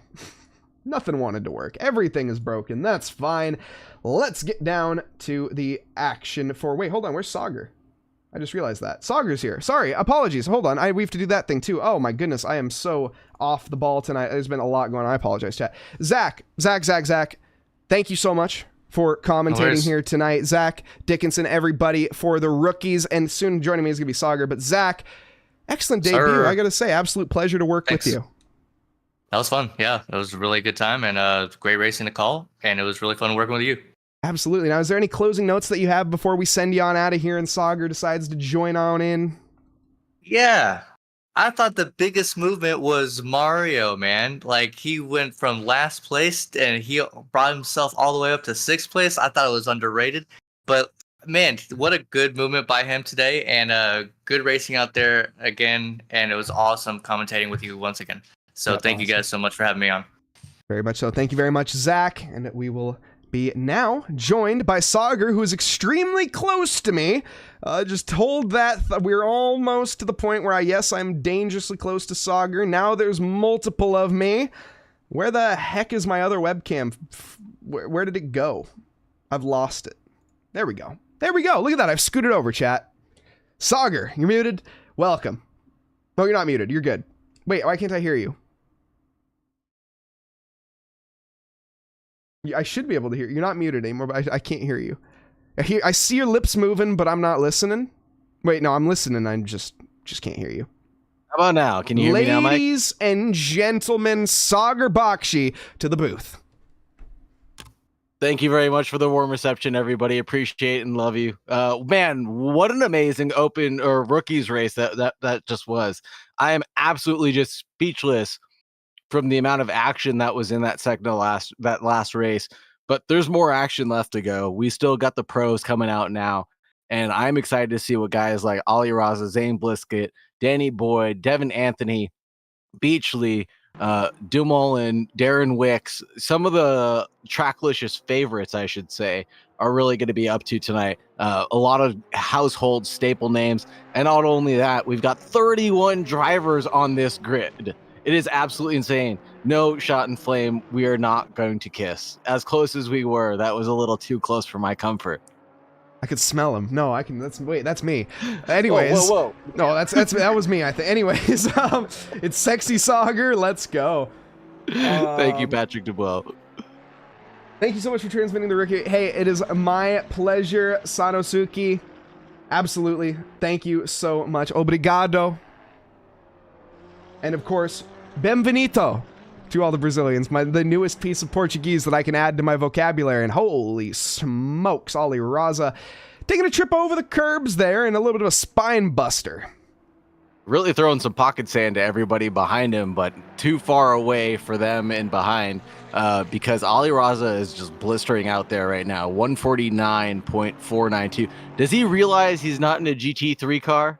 He's driving a GT4. He doesn't have to shoot for 42s. I'm not sure he's quite aware of that yet. Yeah, I don't think he got the memo. he's actually driving the McLaren Evo too, but no. Yeah, and there was a comment you made earlier about not having to push so hard on these GT4 cars. That also seems to not be the case here. And I'm seeing a lot of drivers going off and having invalid laps. But Ali Raza holding down P1, Danny Boyd in P2 right now with a 150.3. Then we got Luis Vasquez with a 150.5, and then Dan Braz with a 150.9. Yeah. There's a KTM 8/10 off of Ollie Raza in P2 right now. What the heck planet are we living on here? Yeah, you mentioned Danny Boyd, and I was like, oh, cool, a name that I'm not too familiar with joining. I think I've heard Danny Boyd before. That's a name that I do recognize, but not in a recent championship. Area 52, that's why I recognize that name. Heck yeah. Long time then. That's okay. That explains a lot. They've been around for a minute. Look at that alien on this side. I want a livery deep dive of the 52 whenever we get a chance. That thing is absolutely gorgeous.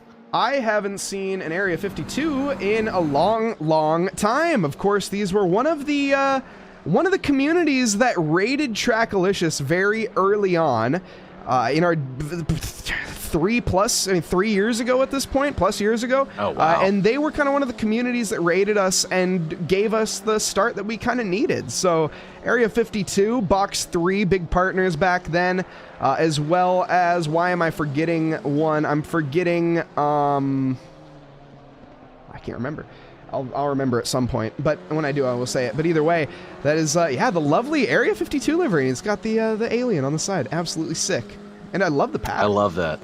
Yeah, I love the pattern as well, but the alien just really sets it off there. It just goes to show you, oh man, Danny Boyd's last lap was a 149.7, so he's right on the heels of Ollie Raza, giving a good credit to why he's got that alien on the side of his door, as he has a big old wiggle at Aqua Minerale and headed up towards the chicane. He's doing a great job of keeping that thing planted. He might still be able to hold on to this valid lap. Let's get some alien spam in chat, Twitch. We got some alien spam in Twitch chat. There we go. Can maybe say that not dyslexically, and that might help. We got the alien emote here at Trackalicious. It's a classic. Hasn't been used in a while. Nobody uses that emote. It's just everyone uses the shoey and the face are the most, which to be fair, those are the best liveries that are the best emotes that we have, which, you know, is what it is. But and the mic hands up. Well, that's what I mean. The two faces. Oh, okay. Yeah, we need to get you one. Oh, and the Saagar. Caution flag. People throw out the caution flag all the time. Pepe, you're right. Actually, Pepe Caution is probably our most popular now that you mentioned it. Yeah. That is a classic livery. I commissioned that one for $5 like 2 years ago. Worth every penny. Totally worth it. Oh my god. And Eric was mad at me when I did that too. Oh, he was like, "Why the heck are you spending money on things like that?" And you know, I mean, he was wrong. I'm just gonna say he was wrong. For once, Eric was wrong. I'd love to see it. Love to hear about it too. I have my browser auto-translating so you can keep up. Oh, that's smart actually. That's really smart. I wonder how I probably can do that. We need a Saagar emote. We do need a Saagar emote. I need to. What would the emote be? Saagar, I can't even. We need to go through. I need to talk to Amedio about this too. Oh goodness, we need to do some thumbnails here at Trackalicious, and I need some ridiculous poses from everybody involved at Trackalicious, and they're not going to be happy with me when I ask them, but it's okay because I'm going to ask them anyways. This isn't going to be good. I don't like where this is going already. Ridiculous poses, thumbnail promotions. I'm not liking where this is going, Mike. I'm loving it. I can sense danger. Dramatic slow-mo beard stroke emote. Be honest, I mean, maybe. Honestly, we'll figure it out. Like I say, we just need to have a sit down and and have Saagar pose. He needs to be a model for a day. Maybe for a couple hours. Maybe a couple minutes. GQ with Mike's mic.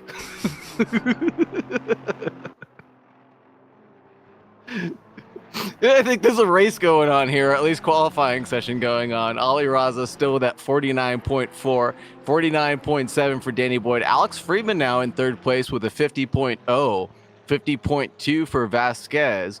Provolone, the big cheese. I see the cheese emotes out there going up into P5. Dan Braze? Yeah. In 150.7. George Elmer, not the glue, is 150.7. Brian Clementi for 150.8. Shane Domelin for FNM. That's a new name, isn't it? For FNM, possibly? I think so, yeah. That's a name I don't recognize. And he's in 9th place, so holding on to the top 10 that FNM's been able to go after these past few races that we broadcast together. And John Howley with a 151.4 in 10th place. And that rounds out your top 10. Definitely does for now. Still 9 minutes to go in quali. There's going to be plenty of moving to come. We'll see who is going to end where. It's going to be the odd number plates, though, out next. The evens are finishing up their quali, and I say that... Wait, hold on. Is that how we do this? No, it's not how we do this. Is it not a split? How do we split this quali? It should be pros and AMs. Oh, that's right. We do red plates in this league. Yeah. Yeah, no one listens to my opinion. That's okay. Either way. I'm just a streamer. I don't have any input when it comes to actual racing. I don't. In case you were curious, in case anyone's like, oh yeah, Mike, he's the mastermind behind the TRACKILICIOUS. No, I don't have any input. Nobody listens to me. And for whatever reason. Anyways, Eric, if you're listening, why? Anyways. Why? Insane. I honestly don't understand. I've been very vocal about that one for multiple seasons. But okay, we'll continue to be vocal about that. I don't like having red plates in the open because it's open to everybody and you should be racing everybody. So we're not going to be doing red plate interviews at the end of this. I'm sorry to all of the red plates that are out there, but you got to get in the top 3 if you want to be on the interviews. That's just how we roll for the open. Oh, Howley's got a good livery as well. I saw some chili and lime decals all over him, but he stopped over to the pits. Ooh. Who is that? Oh, lots of great liveries tonight. I'm glad we got them all figured out. That's Mountain Dew for FNM. I like this. Josh Grush. The Baja Blast livery. Can he blast himself into first place? Well, maybe, but... we're going to find out. The Fear Nothing Moto in the Mountain Dew font as well. That is sweet. That's pretty sweet. I love it. You know, Josh Grush should have gone with a Gushers livery. I think that would be fitting as well. I agree. I was actually thinking that myself. But hey, look, I'm not going to judge. Baja Blast is a solid choice. Yeah, no, definitely a good one to pick and looking good on an actual Camaro, right? Right, Mike? Yes, this is a Ford Mustang GT3. I mean, no. Yes, the Camaro. 10 out of 10 livery, absolutely. 10 out of 10, for sure. And Patrick DeBow says that he saw an airplane with a teddy bear on it. I must have missed that one. What? He said he saw an airplane with a teddy bear on it. I heard you. I just don't know what to make from that. Anyways, Sanosuke asking, do we have a shorts channel or a YouTube channel? Yes, actually, we have it on YouTube. You can find all of our shorts that we haven't posted in a long time, and you can go on Instagram and find shorts, but that we have as well. Exclamation mark Insta. We'll bring you a link there. But chat, thanks to Saagar and myself, mostly Saagar, we are going to be having loads of clips coming out very, very soon. So do stay tuned. We have been editing some, and we are going to start releasing them probably this week. I mean, not probably, definitely this week, I would say. And there's some bangers. There is some banger clips that are going to be coming out. So do hit that follow button over on the Instagram. Hit it on YouTube as well if you want to see the shorts. They both get posted at the same time. So it is a place to find both of, or all of the action. And it's only been a little bit of a lag because we'd had such a long of an off season as well, I would like to highlight. But we've had nothing but action come out these past 2 races, so I'm sure we'll get more, and some with Zach as well involved in some of the clippage from now on, and that'll be a lovely sight to see. There was tons of action, great calls from both of the casters earlier today, so we'll get more clips from this week and these week's races. We'll try to put out at least 1 per event. I think that's a good milestone to hit, but time will tell if I can actually put up with a shut up. Yeah, that's kind of where, and I'll take responsibility for the lack of shorts, to be completely honest, because I just kind of got burnt out on editing them. I had some shorts that I could have edited. I just didn't. I just didn't. I'll just be completely honest. I just didn't. They're a lot of work, and I put a lot of work into the shorts, and go follow. Go hit the follow button on Instagram. We need some traction here. I put a lot of work in, and we don't get anything out of the work that I put into it. Mike's shorts are actually great. They are fire 11 out of 10 most of the time. But no one cares. Emote drops, the face cam shots, like everything that he does are just supreme, like pieces of artwork. Like they're really, really, really, really good. So if you're interested in YouTube shorts or Instagram shorts, make sure you do drop a follow because they're well worth the investment. Most likely you're going to spend 20 seconds to a minute watching one of them, and you're going to be catching some of the best action of any one of these events, as long as we called it properly. If we didn't call it properly, it doesn't get clips. It's true. Don't think it's about true. that. It is unfortunate but true. If the commentary sucks, it's probably not going to go live. Just know that. Unless we do, I mean, honestly, we've been trying different formats, so we can't even say that at this point. There's been different edits and stuff. Trying new things on the socials to see if we can maybe pick up some traction or whatever, but it's also ACC, and this game is not dead at all. Right? No, not dead at all, unfortunately. I am actually getting really excited for AC Evo, I should say. I know that's, soon TM type comment, but man, when ACC Evo or AC Evo comes out, that'll be really exciting to see us pick up, I would assume, hopefully, fingers crossed, picking up a league in that series as well, because we'll be able to see a variety of competition up and down the grid with different varieties of cars, elements, tracks, competition levels. The possibilities are hopefully going to be endless as long as Kunos doesn't do Kunos things to us right off the bat. Yeah, and as long as it adds league racing, we'll be good. We'll be great. But if it doesn't add league racing, we're screwed. So let's watch. It's going to be an endurance driving event that has no driver swaps in it. Watch. Well, yeah, I mean, it's going to be like I say, is it going to be the next? I mean, I'm just, again, we'll see. I don't want to talk too much about it, but. Mike, do you know something that we don't know about? No, I don't. I just am worried about, I'm just a skeptic. That's all. I'm just a hater, as I said earlier. I'm just a hater, and I just want to see a good game that isn't going to die immediately, which this one did, unfortunately. Oh, man. So, again, like I say, I just want to see a good endurance racing game. We obviously have Le Mans Ultimate, but that's kind of where I'm like, I hope AC Evo doesn't do what Le Mans Ultimate did. That's kind of where I'm like, if Kunos does that, we'll see. If Kunos does that, then shame on them. They're going to lose a lot of fans. I don't expect them to do it. I don't expect them to do it because they've been pretty good, honestly, when it comes to all their DLC releases and whatnot. But, ever since 2020, video game releases are just kind of, who knows, It's been all about the money. It's been all about the money since 2020, really. It's been a big money grab, DLC drops, grab something here, grab something there. The wonderful thing is that Kunos could always keep on updating ACC. They have done so recently as well. So I'm excited to see if they do end up bringing the Camaro over. Not the Camaro, oh my goodness, now I'm doing it. The Corvette over, because now it is racing in SRO. So I would love to see that brought over for one last final update. It is? It's being raced in SRO? Yes, it is. When did it debut? I can Google that. I'm very curious. I didn't actually even know that. Mike drinks too much haterade. That's why his toes started cramping. I didn't drink enough. No. No, I just want the best out of things. Like, that's the thing, right? Is I have high expectations for a company with a lot of money. Exactly how much of the game we take out and sell it as piece of deal. Yeah, exactly.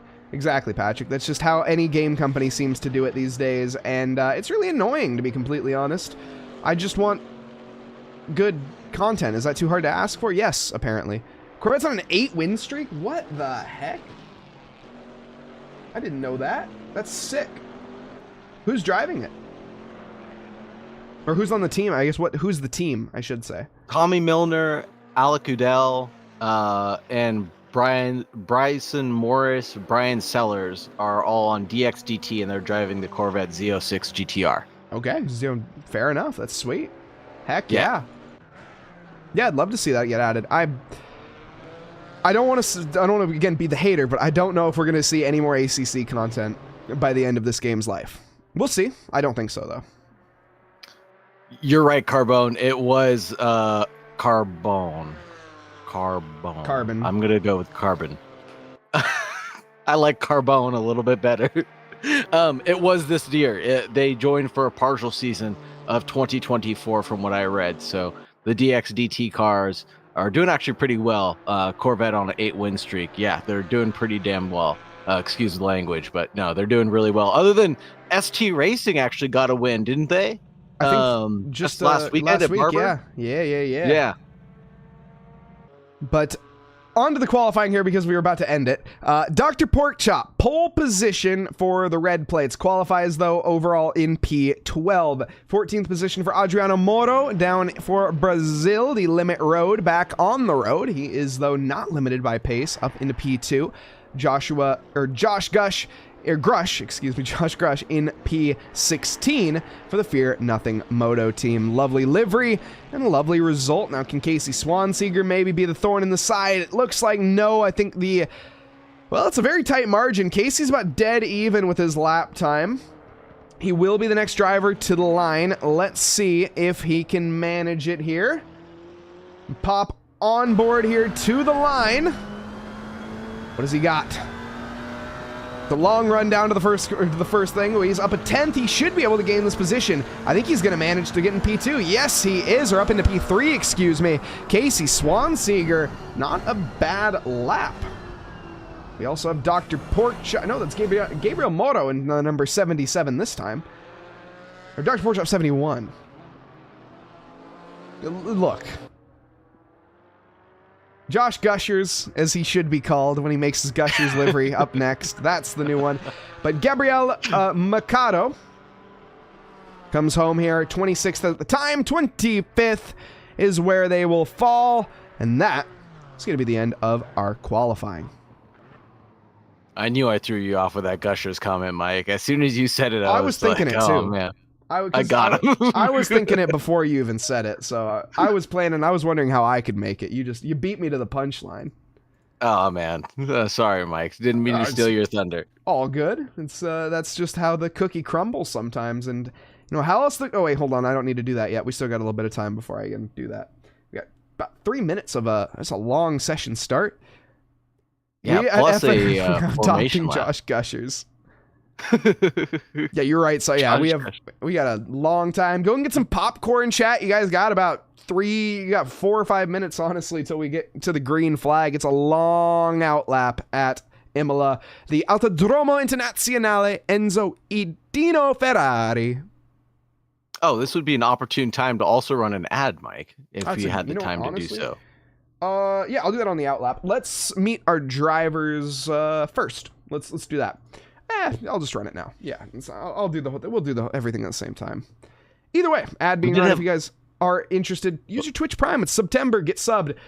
Let's get on in here, though, and let's meet our drivers as we have it here. Starting us off at the top, it is the razzle-dazzle himself, Ollie Raza, number 30 McLaren, taking home the pole position for race 1. Danny Boyd, though, second in the Area 52 KTM Crossbow, a car that you don't often see and you definitely don't often see in P2. Alex Freeman, third quickest for the number 14 AF Sports McLaren, with Luis Vasquez in fourth for the 777. Dan Brace coming home in fifth with the Aston Martin team, with Jason Provolone in the It Ain't Easy Being Cheesy McLaren in P6. George Elmer, seventh fastest in the number 22, a brilliant livery there for the the Thundercats, with Brian Clementi in P8 for the number 100. Adriano Moro, ninth for the time being. Can they improve? We will see. The number 37, though, starting off just behind the likes of Shane Dumoulin in P10 for the Fear Nothing Moto team. Luis Vasquez, thank you for the follow. John Hawley in P11 for the 410, with Professor Cronotis Company for number 42 in P12. Dr. Porkchop, 13th quickest, or P2 overall. Adriano Moro, apologies, P1 in class. Reggie King, though, 14th overall. Next to him is Reggie King in that Project 5-5 Apex Advisory. Casey Swanseeger comes home in third for the red plates, 16th overall, with Josh Grush in the Fear Nothing Moto in P17. Zane Bliskett, 18th quickest, with Justin Beachley Company in P19, the Beach GT with the cat-inspired livery. Those are his girlfriend's cats, if I'm not mistaken. Devin Anthony in P20 for the Rockefeller Racing Aston Martin. Don't have that livery, unfortunately. Darren Wicks in P21. Arliane Santos in P22 for the MRT, with Noah Johnson in 23rd. Behind them, Jeff Franks for P24. Gabriel Mercado in P25 with Pedro Arntoni 26th. Phil Lee in 27th with Stefania Blaskovic Company in 28th position. Spadey Bud 29th coming home next to Wade Georgeson in P30, rounding out your top 30. Jaeger Karu 31st for the Jaeger Prime. And last but not least on the grid, Rally Dutchy in the 621 Mad Fox Sim Racing. So, Mike, correct me if I'm wrong, but we have a couple of drivers that were in the rookies earlier that are still in the open category. Is that correct? Yeah, I would describe that as a nut that is crazy in the coconut, but yes, there certainly are drivers that have participated in all 3 races here tonight, and they are going to be fatigued. Oh, this is going to be crazy. They're going to be very, very, very fatigued. A 45-minute race, and are we going to have a mandatory pit stop, Mike? I don't believe so. No livery on... I know there's no livery on the Devin Anthony. I know what happened. That's what I was wondering. I've never... Normally, the Rockefeller guys are always really good about uploading their liveries. Seems that someone forgot. We don't have the budget for the GT4. Brutal. Is Red Am and Grays Pro? Yes, correct. Or white. The white plates that you see out there are going to be the Pro drivers, and the Ams are going to be the red. You can see there's a number 1 next to their name as well. That is representing the fact that they have 1 mandatory stop to make tonight, meaning that they have to come into pit lane. They have to get jacked up onto their auto jacks for a fixed time of 25 seconds. Optional if they would like to take tires. I think 5 additional if they would like to do so. But I don't expect tires to be taken. It's Imola. It's possible we might see a couple, but I think we're going to go for the no tire strategy. That seems to be the favored strategy for these 45-minute races. That'll be interesting to see how the drivers fare with that 45-minute strategy and if they take tires or not. Obviously, you're splitting this down the middle at around the 22-minute mark, obviously, if you're doing the math right. But it'll really be interesting to see how well the drivers can maintain their tires and how much that 5 seconds really actually means. Patrick Dubois with the 5 gifted subs to the Wet Sox Carbone. Zach M. Sim Lancaster in Lunar 714. Thank you so much for the 5 gifted, Mr. Dubois. Really appreciate your love and support here at Tracklicious. Heck yeah. Awesome. Thank you so much, Patrick. Absolute legend.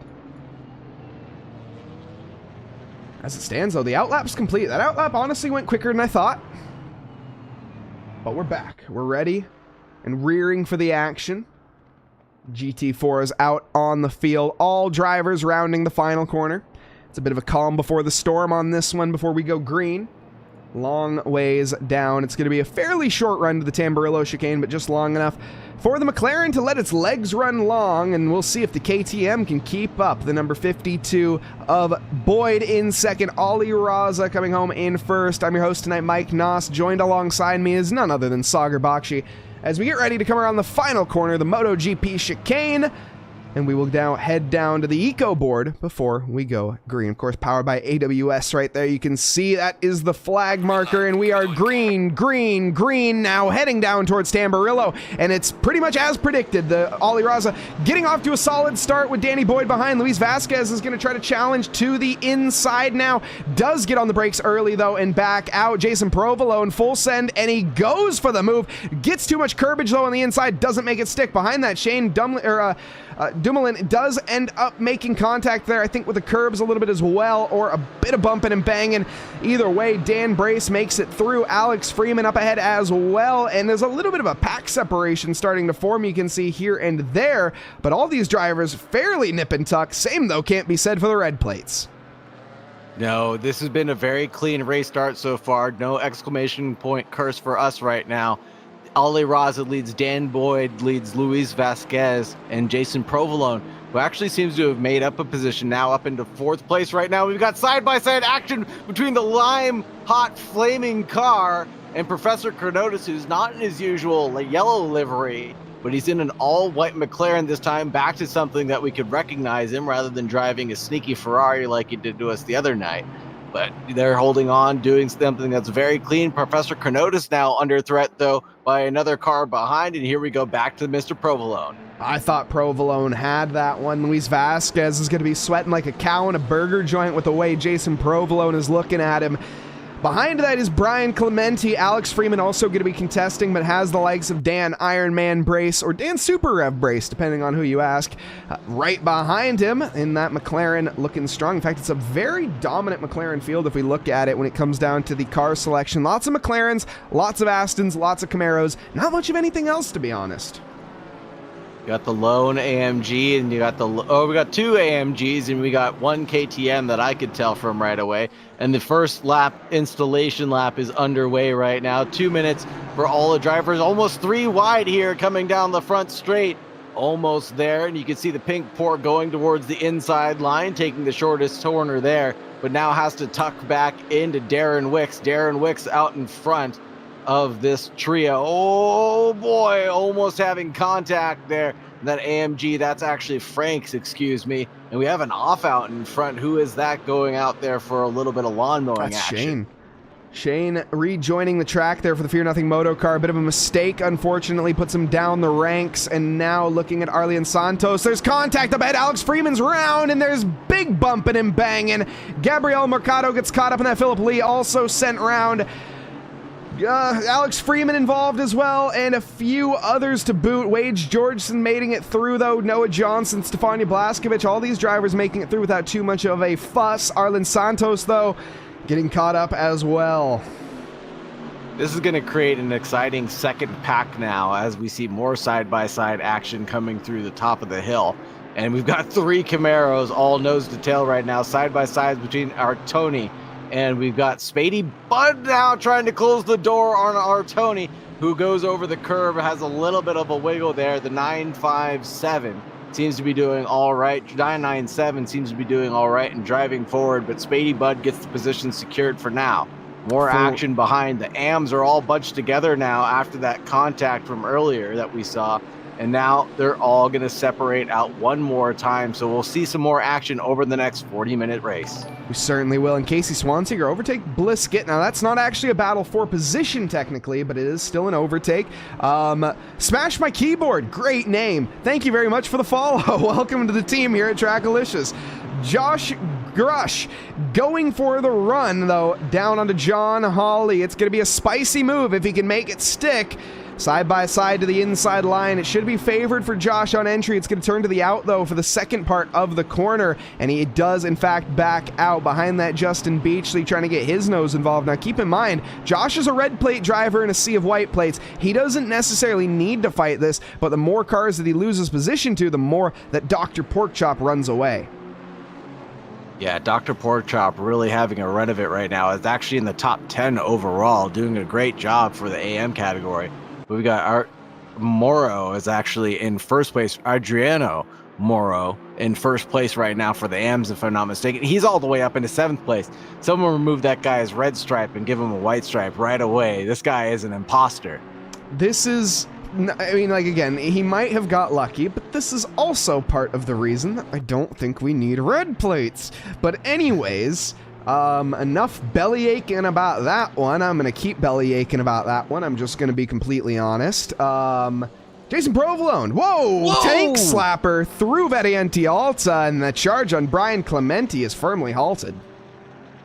Whoa, that was a big old send over the curbs, and that car did not love what was happening there. Not one bit. Ooh, and man, Reggie King. Okay, Josh goes for the on the grass pass. He hands it back. Good. But now he's still on pace to do a run at it and boxing in that McLaren behind from Swansker. Excuse me for the mispronunciation, but boxing him in from being able to make an opportunity happen there. But they are actually battling for position overall, so every right to defend as much as possible at this point in time. But like you said earlier, no point in really fighting the white plates in front. It's just for bragging rights at this point in time. Well, there actually isn't, though, because if Josh, in this instance, if Josh gets ahead of Reggie, he now has a car in between him and the fellow red plate that is Casey Swanseager. Because Casey is battling for position right now with Josh, and if he can get a little bit of a barrier, that could help him out long term. Because again, these aren't back markers. They're not blue flags. If a white plate comes up behind a red plate, they have no obligation whatsoever to get out of the way. There is not a set amount of corners. It's not 2 marshal posts like in Formula 1. It's not even GT racing where you have to be advised. You just need to be aware and not cause an incident. And my goodness, we have Aaron Miller in chat, a name that I haven't seen in a while. Helped me build the PC last on stream, and since then has been a bit of a ghost. Welcome, Aaron. Welcome back, Mr. Miller. Thank you very much for helping Mike Nause build his wonderful PC. As you can tell, it's been performing pretty flawlessly, I think. No new hiccups that I can determine. Knock on wood there to make sure we're all not jinxed, but everything has been running perfectly from what I could tell. How are you enjoying the PC, Mike? It's been great, honestly. This thing is a beast. I'm streaming on YouTube and Twitch now, obviously, which is a massive benefit and only allowed because of that. Yeah, it's been amazing. I mean, I have a PC that still functions, which is great because my old PC probably wouldn't be.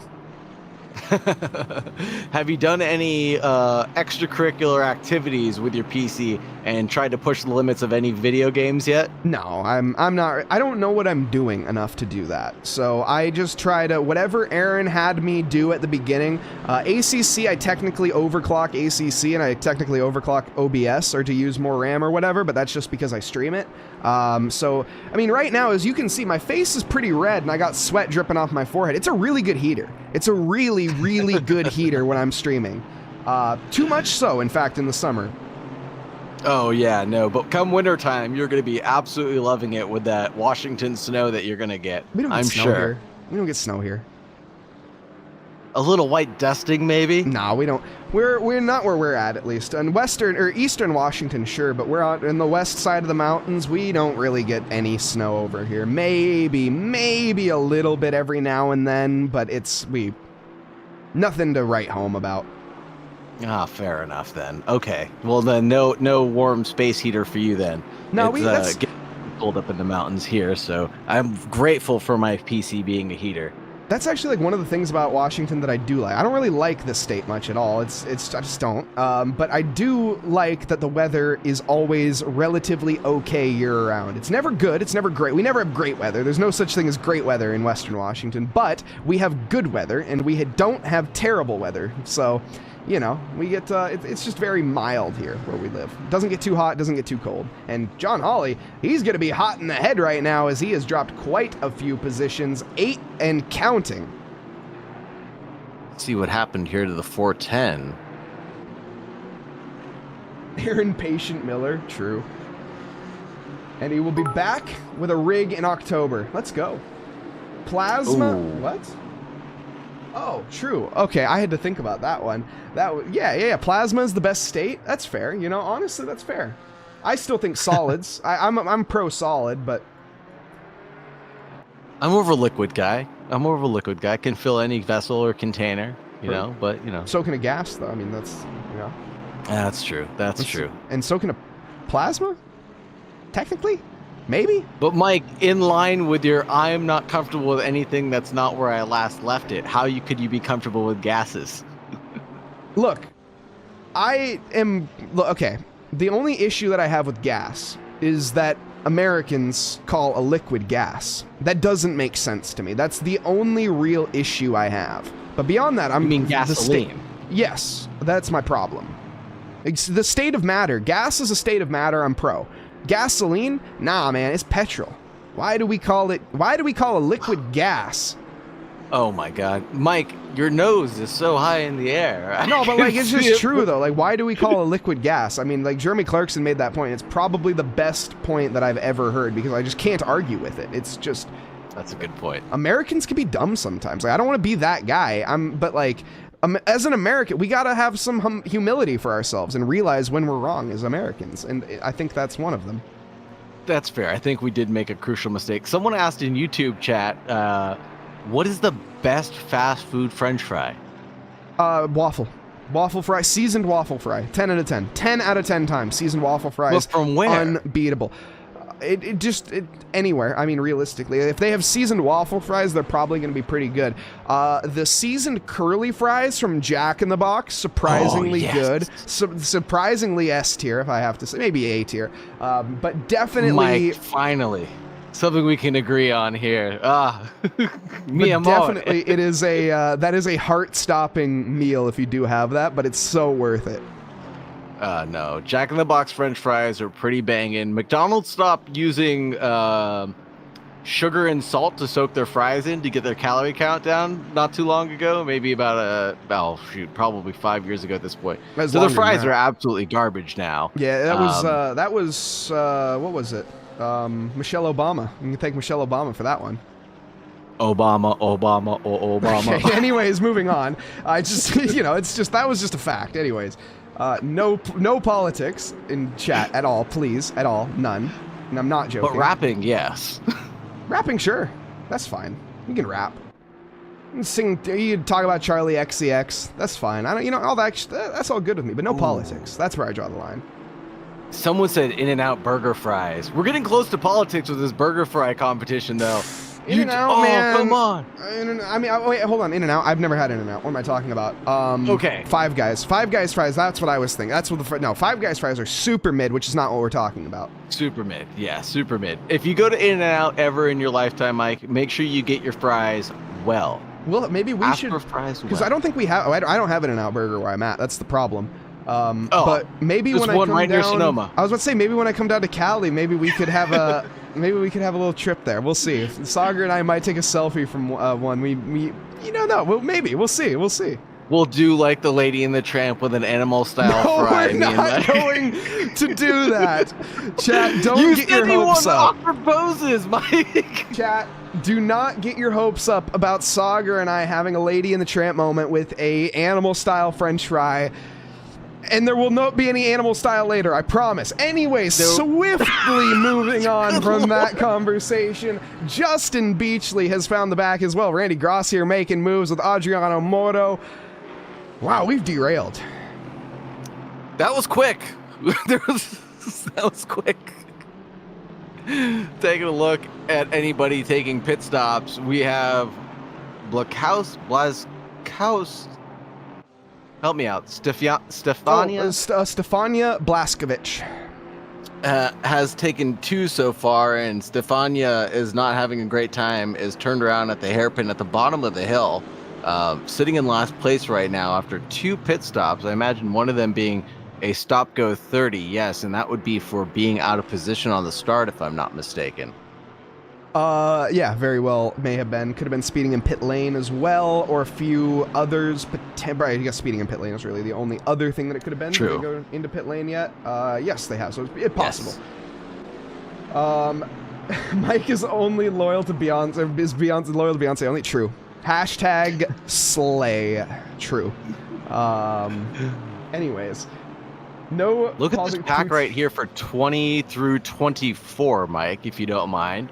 Yeah. It's quite blistering back here. Holy, that's a picturesque frame there for a moment. Jaeger Karu trailing the likes of Pedro Antoni. A leader of this pack is Spady Bud, and who's up front? That's a great question. We haven't mentioned that one in a while, actually. Why don't we jump to this battle here in a second? Ali Raza has been leading this race since the start of it, with Danny Boyd behind by about 3 seconds, and Luis Vasquez fell off about 10 for the time being, but has Brian Clementi for company for now. Now, as we tune back, it's why did I tune off of it is the question. That's what you ask, and you're right. There's contact, chaos, calamity. Spady Bud has cracked like an egg. Let's go back and see what happened. Was it their fault, or was it self-inflicted? Let's see. Down to the inside there, that's the Aston Martin. Spady turning in very early. The Aston catching 2 wheels there, bicycling for a while, to be honest. That'll be down to the stewards, to be frank, on who is responsible on that.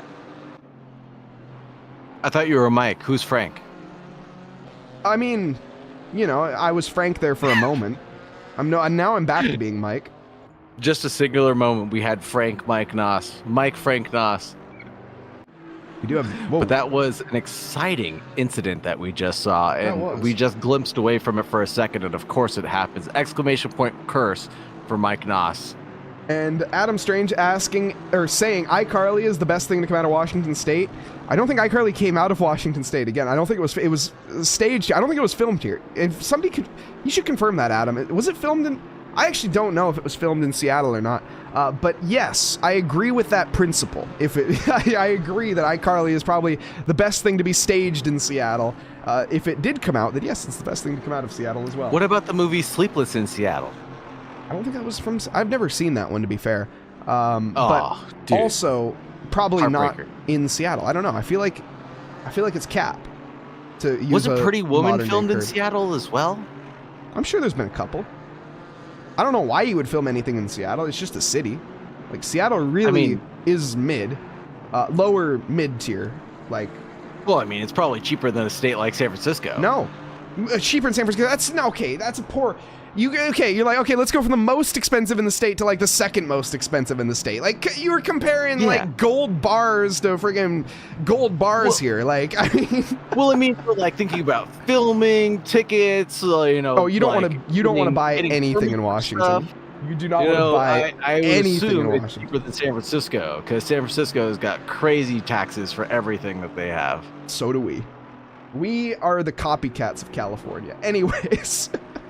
It's probably like the same price if I had to guess. I'll find out when I go to California. I'll let you know. I'll be down there next month. So, anyways, I was Frank for a second. That's that's the real. Yes. He lives in California. He doesn't know affordable living. Ouch. That's true, Saagar. You have a heavily warped perspective. Yeah, you're not wrong. Yeah, no, I do have a heavily warped perspective. Let's put it this way. I've never paid less than $2,000 for rent ever since I left my house. That's about accurate around here. Yeah. It sucks. But anyways, back to the race. Jason Provolone. Back to the grindstone. Here we go. Jason Provolone, he's trying to contend for a podium at this stage. There's been a lot of drivers that haven't made a pit stop yet, though we are over halfway. No, wait, we're not. We're not halfway through. We're not even halfway through this race. Wow. Okay. Mike is Taylor Swift and Frank. I'm actually... True. No, not true. I can't confirm or deny that. But Frank, though, let's be honest. I ain't Frank. Taylor, though, have you ever seen? I mean, again, yeah, maybe. Mike is Billy Joel. I did not start the fire. I will say that. But now, hold on, Professor. Okay, never mind. I didn't start the fire, and the world has always been burning. And since apparently I got that lyric wrong, by the way, apparently it's a very misconceptualized lyric here. As there's a battle happening in front of our eyes. It's actually very entertaining. I'll be completely honest. I'm keeping a brief eye on that. We'll definitely be watching that one. But Neil Kerbel did inform me here as I try to find the message. Let's see. He ended up telling me that the "We Didn't Start the Fire" by Billy Joel is actually, it says that it's not the world's been burning. Apparently it's the worst attorney. Apparently it says the worst attorney, I guess. Allegedly. This is according to Neil Kerbel, everybody. It's "We Didn't Start the Fire." It's the worst attorney. The world's been burning since the worst attorney. I don't know the world. Wait, hold on. No, it's always burning. I don't know. Anyways, that's a mistake from Clementi. It doesn't matter. He made that one look easy. Man. That'll be a track limit warning, though, for sure. Picked up. And position 7 and 8 got inverted just a little while ago. Randy Gross and Adriano Moro got inverted there, and Gross seems to be able to drive away from it right now. The gap's now 1.8 seconds separating them, so nothing to shake a stick at. And someone mentioned that gas lawn equipment is now illegal in California. That's not true, actually. It's just they banned all two-stroke power equipment. And they ruined Yamaha as a result. But anyways, I'm upset about that. Yeah. That was like in 2008 they did that, and I'm still upset. And gosh, and there's been more legislation that's basically saying that you can't bring a two-stroke vehicle onto the streets anymore, or you can't buy a two-stroke motor to ride on a personal transportation vehicle anymore. It has to be electric, basically. So there's a whole bunch of other gripes to have, but the statistics are actually there, if you believe it or not. And it's actually only under 49 cc's. The statistics are there for emissions controls, but that means you get to run a 50 cc Husqvarna chainsaw nowadays, which is quite beefy. What do you need a 50cc chainsaw for? I'm like, what? That's a little overkill. Well, if you're gonna go trucking or something, then yeah, you need a 50cc chainsaw. Or apparently you're gonna take your Milwaukee batteries with you and pray to God that you can chop down enough trees to get you through the trail. Ryan Conlon confirming that we are right and Neil Kerbal is wrong. The world's burning. We didn't start the fire. No, we didn't light it. The world tried to fight it. That's what I thought the lyrics were. And I could have Googled it, yes, Ryan, but I didn't. So, here we are. Neil Kerbal set us up for failure. I'll take that. Neil always trying to set us up for failure. No, not really. Neil, awesome Trackalicious admin. Ooh, battle between Artoni and Santos, 12 and 13th right now. Yeah, we got that one on screen. We've been kind of keeping an eye on it. Artoni been keeping Santos honest. I don't know if these two are really intending to fight right now or not, though. They haven't really postured in an aggressive manner, at least has Pedro, but we'll see. Yeah, the two countrymen are going to be having a little bit of a bout here soon enough. And lap time actually favoring Artoni right now, 54.1 being his last lap and fastest lap being a 53 flat, compared to Santos's 54.3 and a 53.6 being his fastest. So unless Santos can light a fire under him that we haven't started, that's always been burning and turning, he's going to get passed by Artoni probably in the next couple of minutes. Or we might see some pit stop shenanigans take place and really things will start getting underway. And speaking of pit stop shenanigans right now, Ali Raza into the pits, Provolone, the Big Cheese, Professor Conotis, and Adriana Moro also into the pit stops right now. Indeed. Welcome as well to Flirty630 in chat. And Adam Strange asking, what is the best album of this year of 2024? I have an easy answer for this one, and most people in chat probably haven't listened to. There's Ali Raza, our race leader, coming out of pit lane, by the way. He has rejoined in P9, and he pulls the trigger earlier than pretty much anybody. There's been a few people behind that have made their stops, but he is one of the earliest front runners to do so. One hydrate, please. Yes, sir. Yes, sir. I don't need any caffeine, honestly. We're getting later in the race. Caffeine is unnecessary. Mike's just going to drink from his waterboarding jug that he has handily next to him. average sized water bottle. Ali Raza. You could waterboard a man with that. Going by Pedro Artoni. You could waterboard a guy with a Dixie cup of water too, but I'm not saying it'd be effective. Anyways, I don't know why that had to be said, but it was. Ali Raza making a move on to Pedro Artoni. Pedro isn't going to fight this. He's going to allow that one without any issue. But what is the best album this year is the Ghetto Gospel. Ghetto Gospel, 100% by Zero, best album of 2024, easily best album of 2024. Almost every song on that album is a banger. There's only 1.5 songs that I don't really like. Man got it's average sized. Shot and frame. It's average sized. I'm not sure if what's so hard to understand about that is an average size water bottle. 32 ounces is average size, okay? 32 ounces is average size.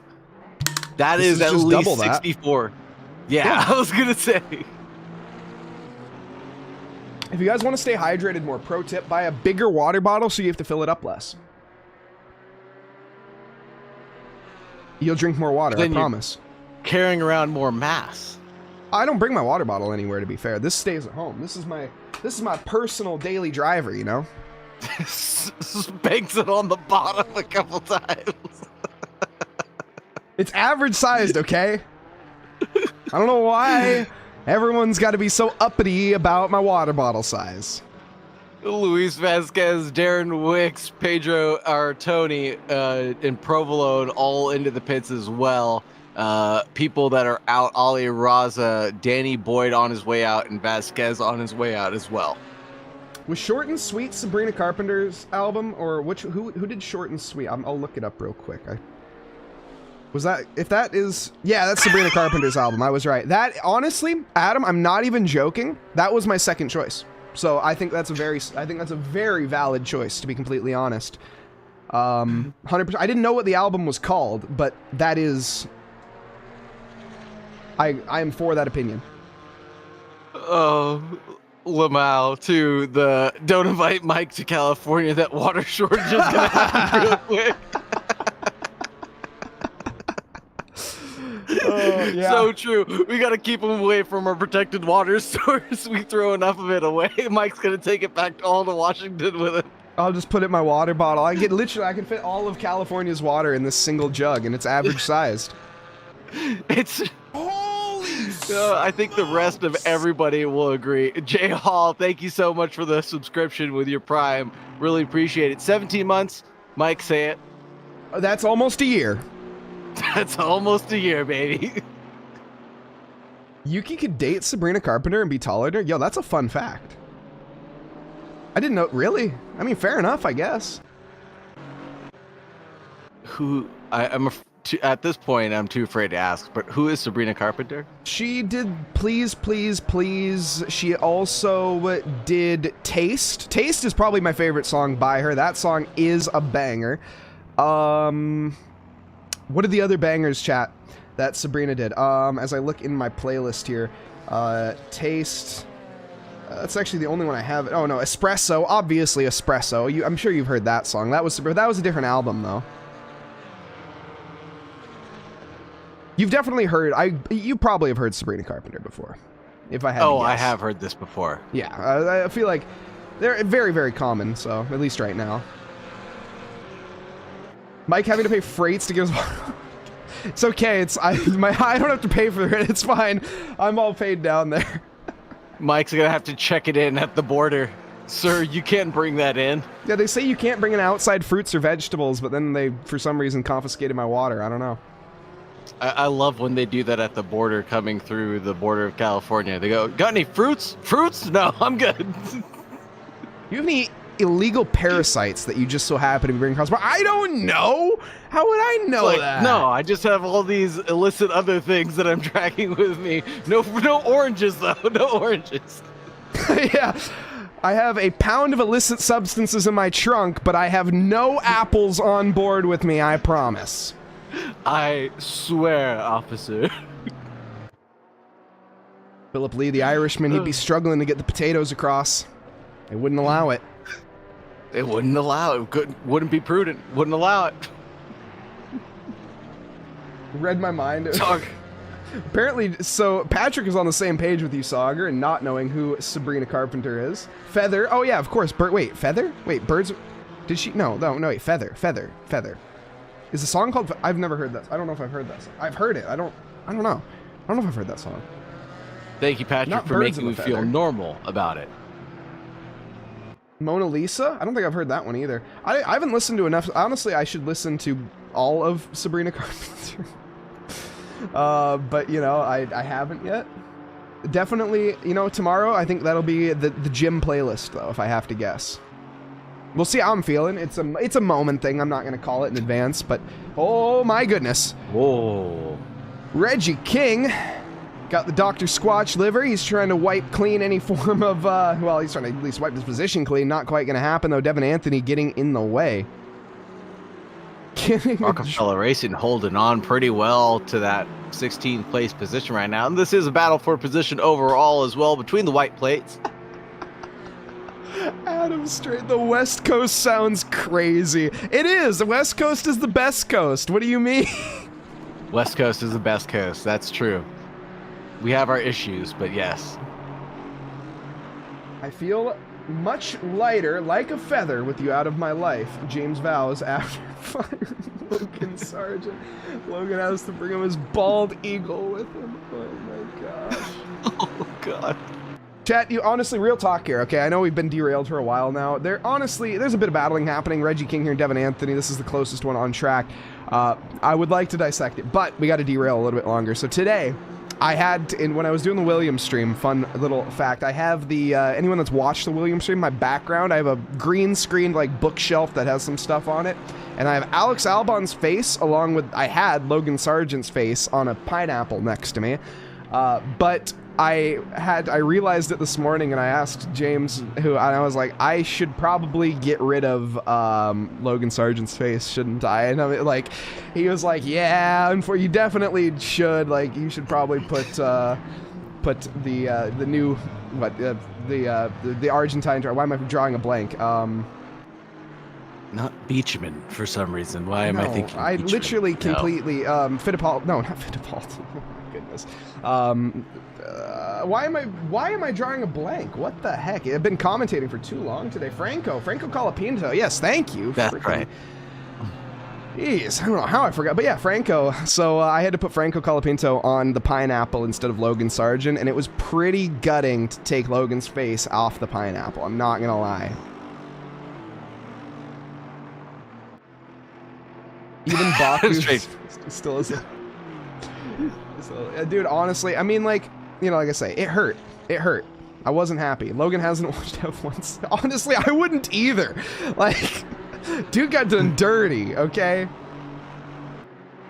He did wreck a multi-million-dollar car multiple times. Well, yeah, but he's the greatest of all time.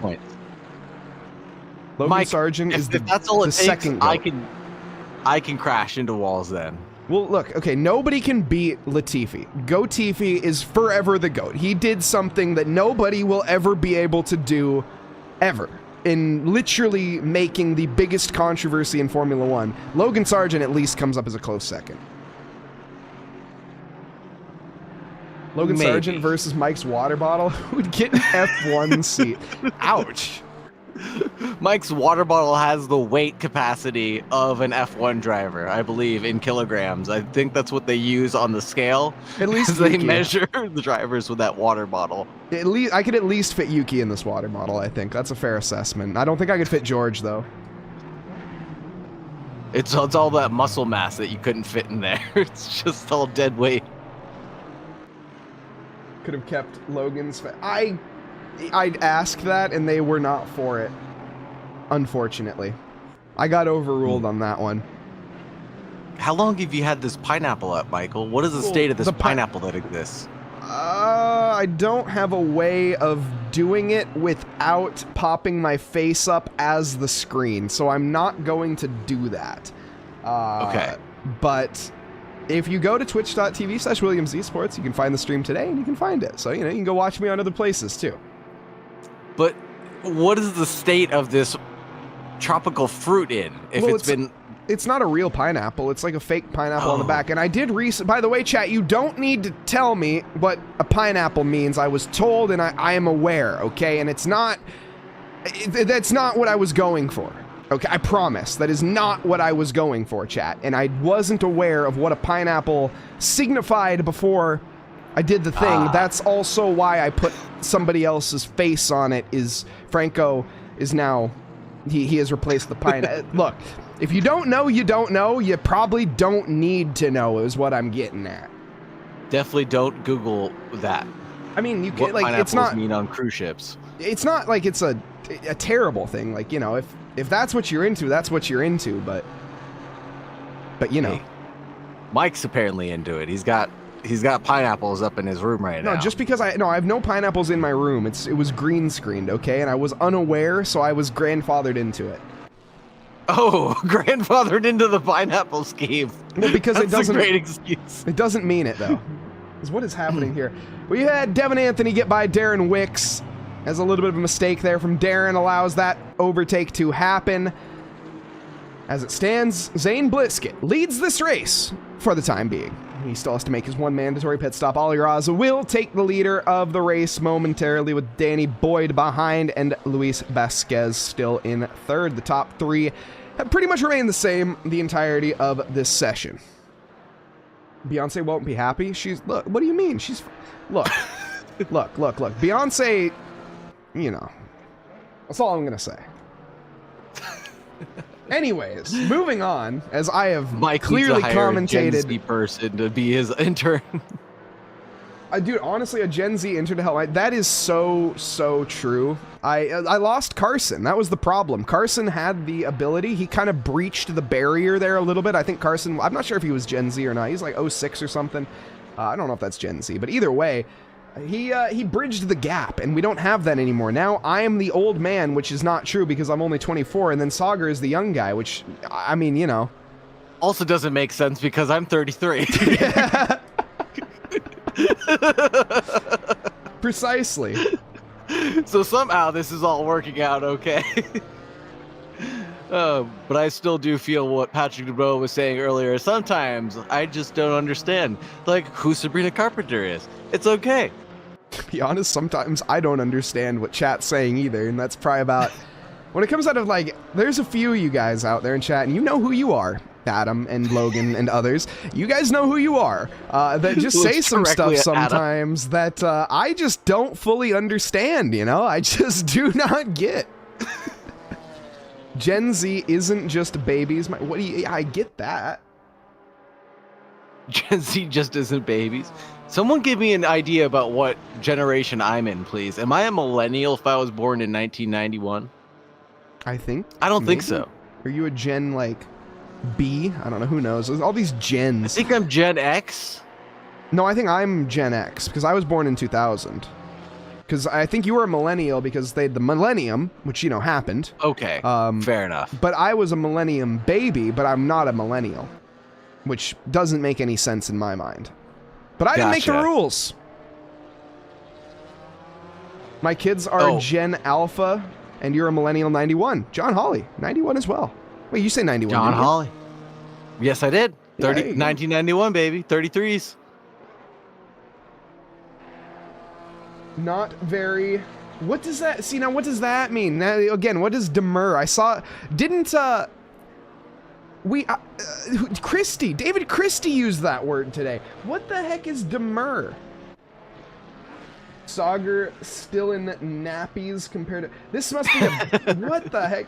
Yo, am I a failure? Welcome. Am I a failure? Hello. My little bro is Gen Alpha. What is Gen... Wait, what is Gen Alpha? Yeah, what is Gen Alpha then? What is Gen Alpha then? Yeah, what... Millennials are those between 82 and 94. Okay. I am a Gen X. 60. Wait, no, I'm not. 60s to 70s is apparently Gen X. What am I? Patrick, you're in the same generation as me. You're a millennial as well. Yeah, but what is 2000? 6-year-old is Gen Alpha. There you go. Okay, fair enough. 2013 to 25 is Alpha. Okay, check. We've got that one. What is 2000? What is 84? What is it? 94, 96 to 2000 or whatever after that? That's the next question to answer. There aren't any battles on track, by the way, happening right now, chat, in case you were curious.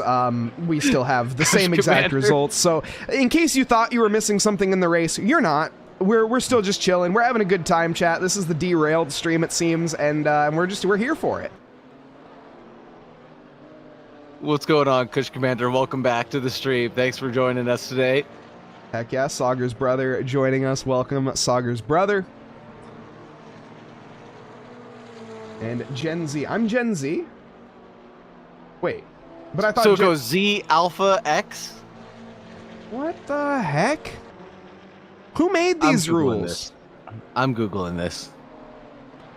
Someone's DM'd me. Oh, wait, hold on. Neil has DM'd me. Neil has sent me a savior on this one, chat. Okay, so apparently, if you were born in 1928 to 1945, you are Generation Silent. Whatever that means. Boomers, 46 to 64. Gen X, 65 to 80. Millennials, 81 to 96. Gen Z, 97 to 2012. So I fall in the Gen Z category. That's where I am. And then the Alphas, which are young. Anyone born after 2013. Probably not too many Gen Alphas watching this stream. Then. Millennials are 81 to 96. They're Gen Y, in case you were curious. Gen Y. Okay. Also known as, oh God. And it goes through the social markers of what everybody has been through if you're a part of each generation. And also the iconic toys, such as the BMX bike, and the music device, such as the iPod in 2001. And the shake weight. Can't forget that. Shake weight, apparently not listed on here. It's listed in my Alpha. mind. That was definitely from the 80s and 90s, the shake weight. If that came out in the 2000s, I would lose my mind if that was the case. So Generation Z, that's you, Mike. 95 to 09, right? Yeah. When did the shake weight so come out? Tesla Model S is what you guys are for the iconic car, and the iconic toy being a folding scooter. Shake weights are made in 2009? Apparently so. I thought those were 80s things, man. That's crazy.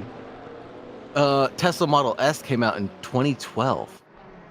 True. Yeah, that sounds right. And then Top Gear utterly destroyed it. Speaking of being utterly destroyed, Professor Chronotis has found the wall. Speaking of boomers as well, we have a boom on the wall. Just keep the jokes rolling here. We got a few more, I would imagine. Chronotis stranded on the side of the road there, and big damage on the front end. Still spun around, bonk on the wall to get it turned around. The number 42 only has another 3 minutes left to go before the end of this race. Hopefully he can limp that one home without an extra pit stop. And Drew, welcome. 113. Are you a Gen Alpha? I don't think you are. Are you? I don't think you. I thought you were older than that. Shake weight is okay. I mean, like, no comment, Holly. Anyways, who remembers Bop It? Yeah, Bop It's are sick. Do you know of Bop It, Mike? Yeah, of course. Twist it, shake it, bop it. Yeah, when you and then a couple other inappropriate things that I can't say either. It was a training mechanism before the shake weight was invented. That's true. Oh, here we go. Shane to the outside, get a turn to the in. Can he find the run onto Arlen Santos? No. Gonna have to try again. Still 2.5 minutes left. We got a couple more laps before this race has its conclusion. Not quite as eventful as the rookies, but hey, still a very entertaining race from the beginning. Did die down towards the middle, but we got some late race drama that could potentially unfold here. Pogs are coming back? Drunus, what? That's right, it's Drunus. Thank you, thank you. Gen X, let's go. Did you know that Pogs are... I've always said Pog. It's never left my vocabulary.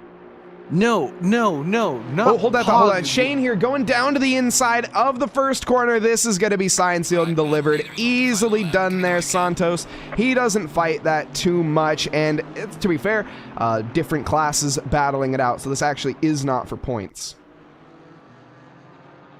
Sorry, Mike Nause, not Pogs as in the phrase Pogs or Poggers. Pogs is in the little coins that you would smack onto each other and play a game with. No idea what that is. I've never heard of that. Oh, God. We're going to have a long conversation after this stream, Mike, about Pogs. Oh, and man. Doc Milwee, pretty sure he's the oldest one here. Hey, let's go, Doc. Shout out to Papa Milwee for being here for all the streams. Let's freaking go. Maybe old in numbers, but you're not old in our heart, Doc Milwee. Always youth. Forever young. I want to be forever young. No, anyways, moving on from that one swiftly. And not Swifty. Darren Wicks battling with Devin Anthony. Great segue, Mike. Thank you, Mike. That was terrible. Anyways. Darren Wicks, Devin Anthony, they've been in contention for a while now, and it looks like Darren is going to be trying to dissect this one into the first corner. Can he manage it? The Rockefeller Racing, lack there of livery to be found, unfortunately, is way too far ahead.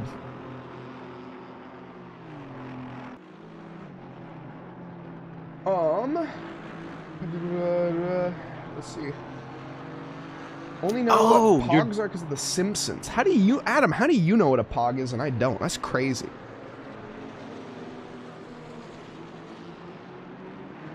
Like, what is it like writing songs for Taylor Swift and not getting credit? Leader's finished the race. Hold that thought. The leader has finished the race. Ollie Raza takes the race win for the first race. The GT4 Open here at the Autodromo Internazionale Enzo Guidino Ferrari. Race 1 goes to Ollie. Trackalicious, the Razzle Dazzle Motorsports. Dan Boyd comes home in second for the Area 52 KTM. Car that I haven't seen so often I can't even remember the name of, even though it says it right in front of my face, with Brian Clementi behind in the McLaren for P3. Luis Vasquez fourth right now, at least that's kind of how it looks. Jason Provolone separated by Spady Budd, and he will be coming home in 5th position here for the Stinky Cheese Man. Behind him, George Elmer in 6th, Justin Beachley in 7th, Dan Brace in 8th, Professor Chronotis in 9th, or is it? Let's find out, as this is going to be the deciding few corners for P9, 10, and 11. Everybody very clean through there. That's going to be also Rally Duchy ahead. That'll give the slipstream to Professor Chronotis that he may need here. It's a wounded McLaren to the line, but it's just enough to hold on to the single-digit positions. The Camaro going to be giving him a run for the money to the outside, though. It's going to be a side-by-side finish, but Chronotis manages to hold on. What a finish to the line. Great way to end this top 10. And oh no, Karu calculated your fuel had 0.5 left. Let's go. Let's go. Got it right. But if he was on the lead lap, he would have been a lap short of fuel, though. Oh, anyways, let's brush over that. What do you got to be a buzzkill for, Saagar? Come on. I just noticed. You just couldn't give the man credit where credit's due. My goodness. Congratulations, Diego Caro. Glad to see you end up with the right amount of fuel for this race. That was actually pretty good at math. Calculated.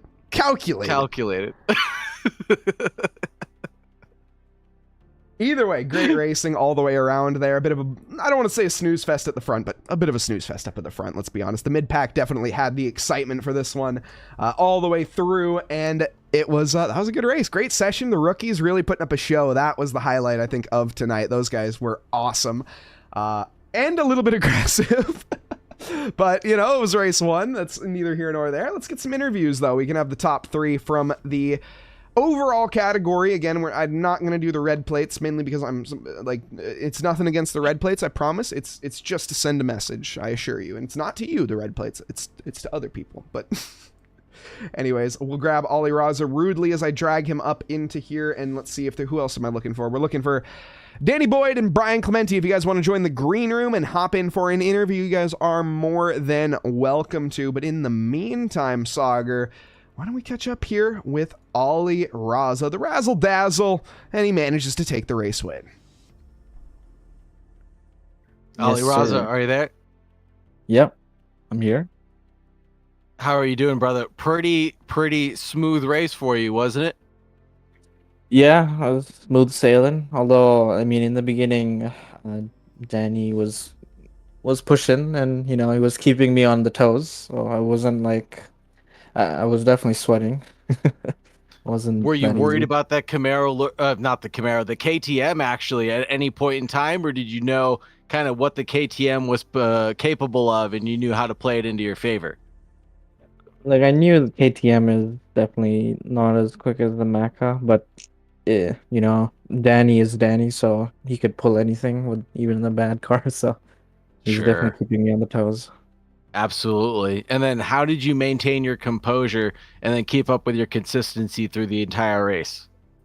I just, you know, keep focusing, you know, don't make any mistakes as usual.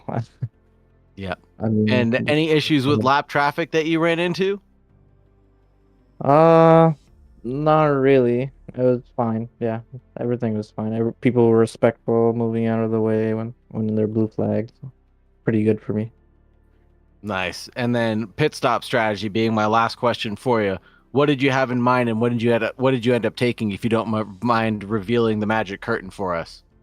Well, I didn't take tires because Imola is relatively low tire deck track, so I was like, I might as well go. And Danny was within 5 seconds behind me, so if I change tires, I might end up behind him. So it's better to keep the position. It was Smart 10 man. seconds, but let's not count. Well, in the end, yeah, it became 10 seconds. But Mike called that right from the get-go. He said tires were not going to be the move to make, and you just reaffirmed that, Ollie Raza. Thank you very much for all of your insight. Is there anybody that you want to thank, or anything else that you want to mention before we let you go, sir? well, thank you guys for putting on a show, and for everyone watching. I have a good friend watching me as well, so thank you. Heck yeah. Right on. Thank you so much, Ollie Raza. Appreciate your time. Have a wonderful day, sir. You as well. Thank you. Will the second place of the AM be interviewed? I don't know. We got nobody else in the green room. If you're an AM and you top 3'd, heck, just join. If you want to get interviewed here in the top 3 of the AMs, I'm okay with it at this point. More interviews is better than less. So typically, I just don't like to have 6 interviews in a night. That's kind of where I'd like to draw the line because it just draws on for too long. But like I say, if we only have, it seems like, okay, Pedro and Tony joining. Lovely. Perfect. Here we go. Pedro back at it again, I guess, with another podium. Let's see. Where did Pedro finish in class? We had Saagar. Did they take the win? I actually didn't even... Oh, man, I'm a bad commentator. Who took the win in the red plates? Was it Saagar? Let me double check SimGrid for us. Or was it Gush? I think... Or Grush. Grush was a AM, I think. Grush was an AM. I don't think SimGrid's going to be updated. You're probably going to have to go back into the replay if you do want to. Okay. Either way, let's pull in Pedro and let's find out. Pedro Arntoni, welcome back to the booth. Your second podium of the night. Well, third. I didn't finish in second. It's Adriano Mourão, but he don't know how to speak in English, so he sent me to represent him. Okay, heck yeah, there we go. Awesome. Okay, I was going to say, I didn't think you finished. That's fine, though. Okay, that's good. I don't finish. Okay, well, Adriano, then, as you will be. Pedro, representing Adriano Mourão here, to be his translator. Pedro, how was the race, I guess, overall, from both of your guys' perspectives? Have you managed to catch up with him? Yes. I don't have the same pace as him, but we train together, and in the training session we are very close. But he is very, very, very consistent, always very consistent. And he almost takes the first place, but he loses it in the boxes. And he's very happy, and he wants to compliment his wife and his team. Heck yeah. The message.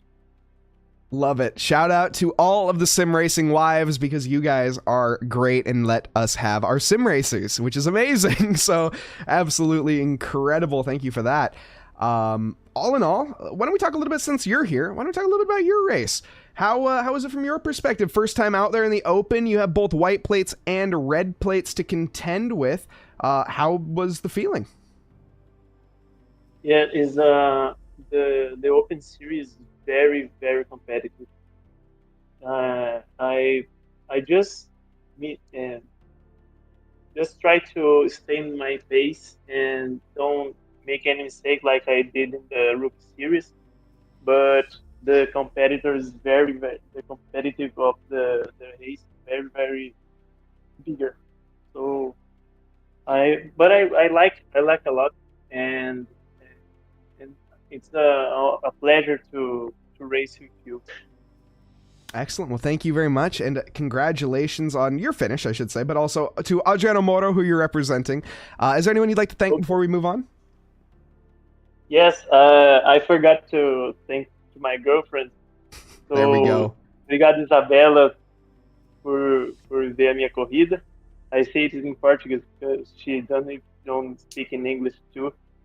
But Adriano Mourão just wants to compliment his wife and his team, and he's very happy for the second place. Thank you. Excellent. Obrigado to you as well, and I hope you have a great rest of your evening, Pedro. Okay, thank you. Bye. Last but not least, we have, I think, our race winner. Whoops, as I moved him into the wrong chat because somebody left. There we go. Josh, do you got a copy? I do. How's it going? Absolutely wonderful. I must say the feeling must be pretty good on your side of the booth as well. Yeah, I was not expecting to be anywhere close to the top 10, so... Yeah, finished not only you're 100% right. Finished 10th overall, which is absolutely incredible, and managed to win the in-class category with a hard-fought battle as well. You kept Mourão absolutely on it. You were on the back as well of Chronotis at the very end there. Now, obviously, that was Chronotis' mistake that kind of led him there. But pace overall from you was absolutely incredible. Yeah, I didn't get much practice in this week because I was doing a Misano practice all week. So I jumped into this about probably 1 o'clock today, and I was like, all right, let's figure out what we're doing. I looked up at the timing boards and saw 149, so I'm over here doing 53s. I cracked a 52. I was like, all right, let's get this done. And that you did, to be honest. But I mean, Saagar, do you have anything you'd like to ask? No, thank you so much. Oh, I do have one question. When will we see the Josh Gushers livery? It's funny you guys mentioned that. In high school, I do live theater in my real job, and in high school, the lighting designer that I worked with, he nicknamed me Gushers. So across the theater, they'd literally be yelling Gushers at me, like, Gushers, go change that light. So it's funny that that's circling back now when I'm in my mid-20s. Oh, perfect. Excellent. Well, Josh, yeah, a great race tonight. Absolutely hard-fought effort, and a victory to bring home is a very welcome one. Now, Josh, is there anyone you'd like to thank before we move on here tonight? Big thank you to my team, Fear Nothing Moto. They're always out there for me all the time. My family back at home, they're always all supportive. They were all watching at home. A couple of them were in chat, I think, so at one point. But yeah, thank you guys. Love it. Thank you very much, Josh, and good luck in your next races. Thank you. You guys take care.